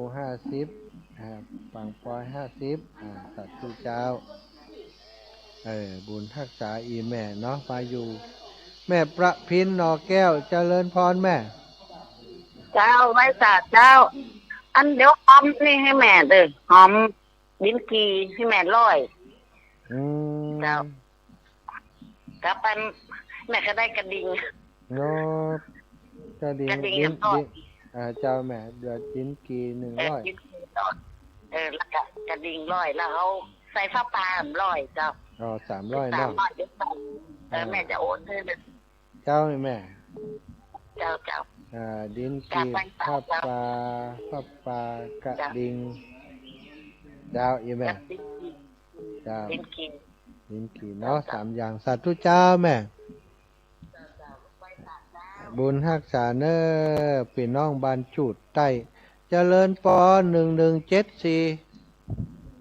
การรัชการเจ้าโมทนาบุญโดยท่านมหาเจ้าเปิดมาก็เจอเลยเจอเลยนะก็เจอเลยเจ้าเจอแจ็คพอตเลยกะเจ้าโมทนาบุญตัวเนอเจ้าอีแม่เจ้าการรัชการสาธุค่ะศรัทธาญาติโยมเนอะยังมีเวลาโทรมามาจากกันได้5:43 นาที5:43 นาทีเนอะขณะนี้ตังที่วัดโสภณารามห้วยงูในก็ช่วยกันเตรียมสถานที่เพิ่มเติมเนาะในส่วนของเก้าอี้ในส่วนของโต๊ะเคียงต่างๆมีการปูผ้ามีการทำเสริมจากที่เขาได้ทำไว้เมื่อคืนที่ผ่านมาสำหรับรายการต่างๆในการทำบุญขั้นตอนต่างๆในวันนี้ก็เดียวตุลุงเพิ่นจะได้ตุลุงแดงท่านพระครูชลทานพิทักษ์จะได้มาแจ้งบอกกับศรัทธาญาติโยมเนาะเจริญพรโยมอรพินนามบุตรเด้อพี่น้องบ่อแห้วอาจารย์เจ้าตะคืนน้องหอมมาอย่างก็ต่างปอยไป100แล้วก็นะไปง่วงไหนไปอีก100น้องโอนไปด้านหนาปังปอย100ห้วยงู100เนาะเจ้าเดี๋ยวน้องหอมมาอย่างก็ลงทานว่าอาจารย์อีก100เดี๋ยวน้องจะโอนให้แหมใหม่โอนมาปันเนอะ หอม100โอนมาปันอันนั้นก็เป็นงานการลดกะฮะก็ได้เจ้าการทนก็ได้จะต้องโอนให้นะเจ้าสาธุบุญรักษาละจ้าอยู่ดีมีสุขนั่นล่ะเด้อว่าเล่นกันไปน้องสาวอยู่ที่ลำปางพุ่นเด้อบ้านทุ่งโค้งนะโยมน้องอรพินรามบุตรนี่ก็ติดตามรับฟังรายการตลอดอยู่เบื้องหลังการทำงานคือกำลังใจนะวันเกิดกายอย่างกาก็ไปแอวหาเป็นประจำเจริญปอน2902ภาษาเด้อพระมหามาเพนคุณชีวิตเด้อโน้แม่เพน2902เปลี่ยนเบอร์โทรแล้วเจ้าแสงไฟสว่างฉายแสงธรรมะสว่างฉายสว่างฉายและแสงไฟสว่างฉายและแสงธรรมเจ้าฟังชัดเจนที่สายธรรมหาเด้อเจ้าชัดเจนดีเนาะมาสามารถล่างไฟพุ่นแล้วเจ้าชัดเจนดีเจ้ามาแล้วล่ะมันออกมาพุ่นแล้วออกมาแล้วเนาะสัตว์ตัวเจ้าขอบคุณนะแม่นะเจ้าไว้เจ้าแม่เพนคนสู้ชีวิตจริงๆนะสตาแม่เพนนี่เจริญพรแม่วันนี้เทพพนมเจ้าวัดเจ้าแม่ลำได้โทรหาปานะ เออเจ้าเจ้าแม่ วันนี้จะเอาข้าวจี่จะไปเนอ ข้าวจีกะเอา เจ้า ข้าวจีจากอันบ้านอย่างก็เนี่ย บ้านลังกา บ้านลังกานะกะผู้ใหญ่มาก่อนวันนี้ เจ้ามาเจ้า ดี แม่ กะ แม่หลวงเก็บไปคอยเจ้า ดีละแม่หลวงผอมไปนักกล้ามเดี๋ยวนี้ ขอไปนัก มีผอมไปนักมีกะอ้วนอย่างเดียวแม่หลวงเขาเจ้าเจ้า โอ้ยากการอย่างใดนี่ ไปวัดสุพรรณกันแต่ว่าก็ไปวัดสุพรรณเจ้า บอกแม่หลวงเนอะอาจารย์ว่าผอมไปไหนหมดอีเนอะฮะ เจ้า ผอมนี่ไปไหนหมดมีแต่อ้วนอ่ะ เจ้า ดีละ เจ็ดโมงเลยถึงจุลุงดอยเจ้า อ๋อเจ้าโอเคขอบคุณเนอะแม่เนอะเดี๋ยวปักกันเนาะ เจ้าวันเจ้า พี่น้องบ้านลังกาอันนี้นี่ตลอดสูตรลับสูตรเด็ดนะสำหรับอันข้าวจีบ้านลังกานี่เป็นที่เรื่องชื่อลือชาเนอะตังเวียงปะเป่าถ้าไปออกโครงการแบบมีข้าวจีมเป็นน้ำแล้วนะ อิ่มกับข้าวจีนะวันนี้ก็จะมาปะกันเนอะข้าวจีคุกกะปินะคุกกะปิบัดได้คุกอันน้ำปูนะข้าวจีคุกกะปินะวันนี้ได้กินข้าวจีคุกกะปิแน่นอนศรัทธาศรัทธาญาติโยมยังมีเวลาสำหรับช่วงนี้ที่จะโทรมาอุบัญจากันอยู่เนอะแม่สมบูรณ์วงแสนบรรไร่ศิลาทองลำปาง เจ้าหาตัวลูกมาอีกขนาดตั้งเจ้าเนี่ย เชียงเตี่ยเดี๋ยวจะหาคนเปลี่ยนก่อนทุกปีเลินเสร็จแล้วยังไปเดี๋ยวบอกมาเปลี่ยนอยู่ หาได้ต้องเดียวแหละ ฮะ หาคนเปลี่ยนได้ต้องเดียวแหละ จะเอาตุลุงห่มผ้าละได้ละตุลุงเปิดนั้นเตรียมงานอยู่แม่อิดช่วยกันตุลุงนี่ดูแลความเรียบร้อยโอเคเจ้าสัตว์ทุเจ้าเนอะแม่เจ้าเจริญปอนโยมแม่บางวันนะโวหาร เจ้าแม่บ้านขอหอมหอมที่ไปทำบุญนี่100แล้วก็หอมลงทานหลวงพ่ออีก100แล้วจะโอนไปทางแหนแม่บอกมีเบอร์โอนนะเจ้า แม่จดก่อน เจ้า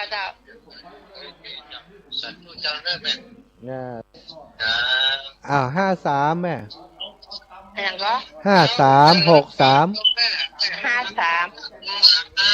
5363 09 54 91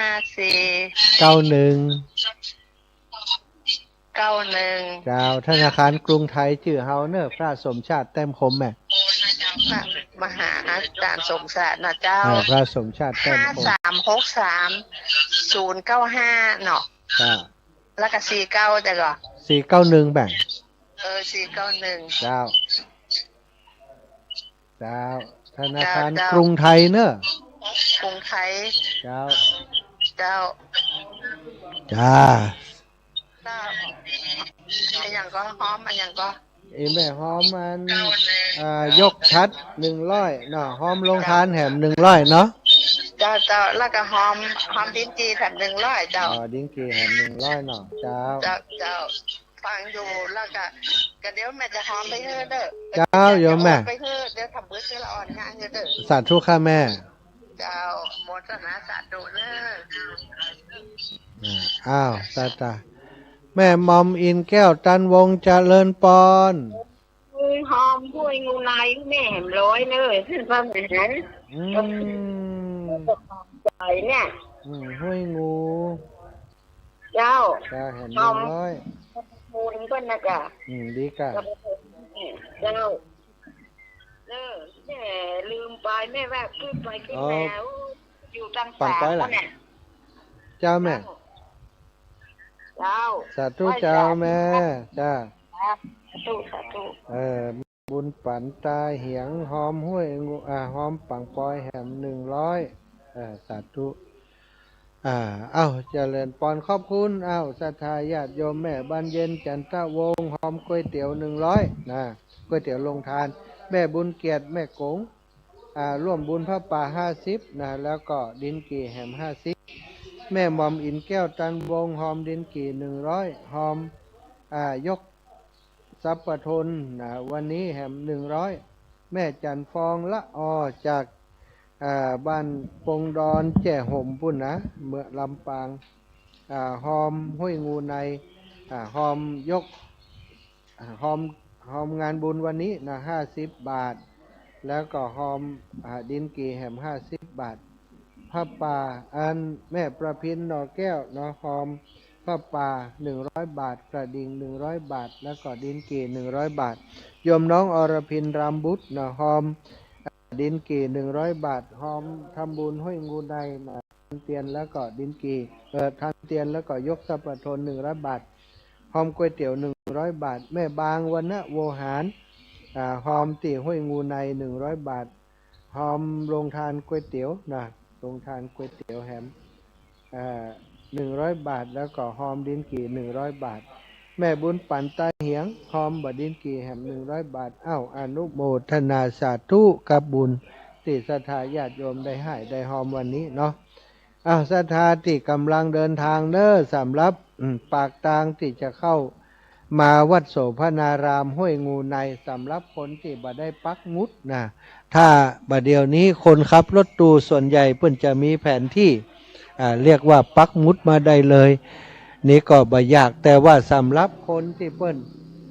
ปักหมุดบ่เป็นต้องอาศัยถามเอานั้นบ่ต้องเป็นห่วงเดินทางมาเรื่อยๆถ้าจากตังเชียงใหม่มาถึงแยกอันบ่อน้ำมันฝางเนาะเรียกว่าแยก3 แยกบ่อน้ำมันฝางตรงมาก็จะหันอันห้างใหญ่อยู่ห้างหนึ่งที่ว่าห้างแมคโครศรัทธาญาติโยมพอถึงห้างแมคโครแล้วอีป่ออีแม่ก็พอเลยห้างแมคโครมาประมาณ200-300 เมตรจะมี7-Eleven อยู่สาขาหนึ่งศรัทธาญาติโยมเปิดไฟเลี้ยวไว้ได้เลยเขาจะเลี้ยวเข้าที่ข้าง7ตรงมาก็จะถึงวัดโสภณารามตรงมาจากทางหลวงเข้ามาทางหมู่บ้านนี้ประมาณ 6-7 กิโลก็จะถึงวัดโสภณารามเนอะบ่ต้องห่วงเส้นทางสบายมากแล้วก็วันนี้ฟ้าฝนที่เมืองฝางก็ปลอดโปร่งโล่งสบายดีบ่ต้องกว่ามีฟ้ามีฝนในหยังเนาะดูแล้วประเมินพอตั้งอากาศแล้วนี่น่าจะบ่มีฝนไปจนถึงเสร็จสิ้นงานของเฮาหลังจากนั้นก็บ่แน่ใจเพราะวันนี้ทราบว่าจะมีพายุเข้ามาเนาะพายุเข้ามีตังโอนเข้าบัญชีมา50 บาทไผบ่ฮู้เน้อหอมบ่ดินกี่มา50 บาทแจ้งบอกมาจิ้มก็แล้วกันศรัทธาในช่วงนี้นะอาตมาภาพได้อุจามาพอสมควรแก่เวลาก็จะขอพักผ่อนเสียงสักกรรมเดี๋ยวก่อนที่ตุลุงเพิ่นจะได้เข้ามา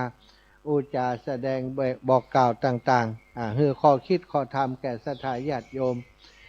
ก็จะได้เปิดให้ศรัทธาญาติโยมได้ฟังเพลงยามเจ้าสักน้อยก่อนเน้อฟังเพลงสารธรรมสักน้อยก่อนเนาะ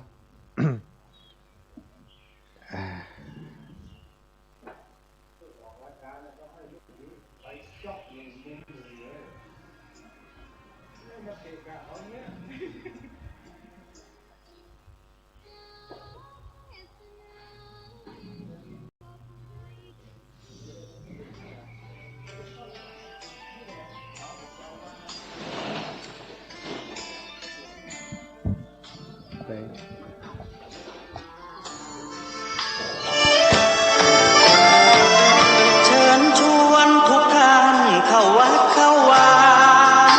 ฟังธรรมะจากหลวงตาเสริมชีวาให้สุขสดใสยึดมั่นหลักธรรม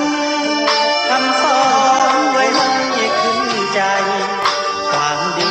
รีบทำกันไว้หญิงชายอย่าได้นายเชิญชวนทุกท่านเข้าวัดเข้าวาทำบุญด้วยจิตศรัทธาบุญพาให้เราสุขีจะทำการ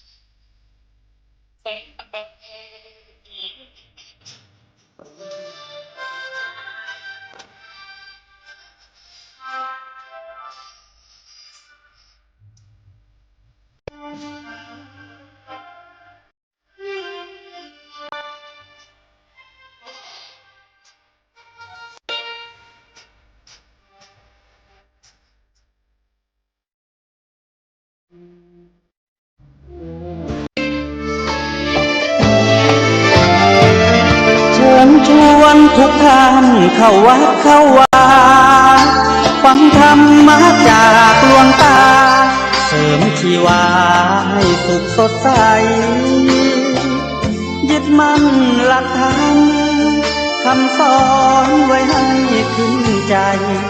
ความดีรีบทำกันไว้หญิงชายอย่าได้นานนี้เชิญชวนทุกท่านเข้าวัดเข้าวาทำบุญด้วยจิตศรัทธาบุญพาให้เราสุขีจะทำการใดนำใช้ในสิ่งดีทำบุญให้ทานวันนี้ไม่มีใครว่าใครชังสมัยก่อนประทับใจปู่ย่าตายายวันพระไม่เคยเบื่อหน่ายจำได้ไม่ลืมสักครั้งเหตุใดวันนี้มีคนเข้าวัดน้อยจังอยากให้ก่อนอีกครั้งฝากความหวังกับคนรุ่นใหม่เชิญชวนทุกท่านเข้าวัดเข้าวารับศีลรับพรหลวงตาเสริมคุณค่าให้กับจิตใจกระทำความดีเรื่องนี้ไม่ต้องอายใครว่างจากการเมื่อใดเชิญชวนท่านไปทำบุญ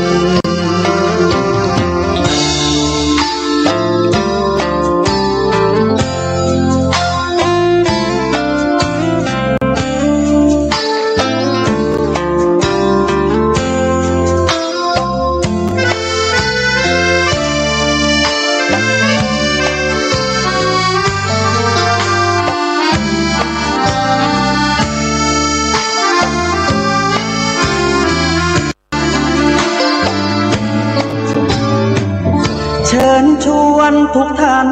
เข้าวัดเข้าวารับศีลรับพรหลวงตาเสริมคุณค่าให้กับจิตใจกระทำความดีเรื่องนี้ไม่ต้องอายใคร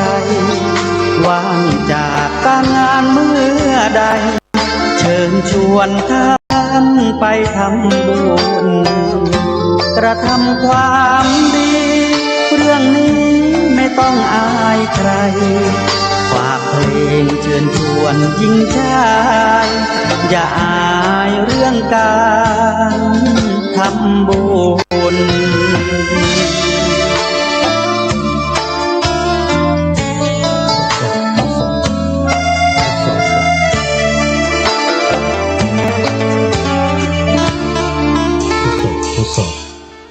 ทดสอบ3ทดสอบ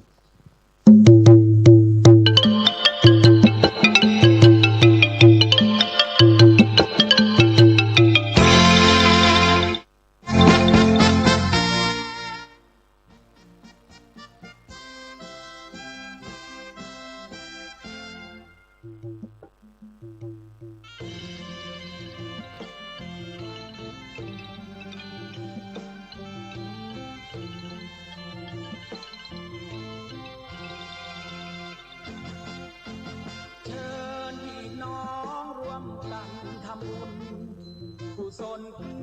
อหนุนในพุทธศาสนาหยุดเวรกรรมเอาธรรมะยึดเหนี่ยวองค์พระศาสดาพ้น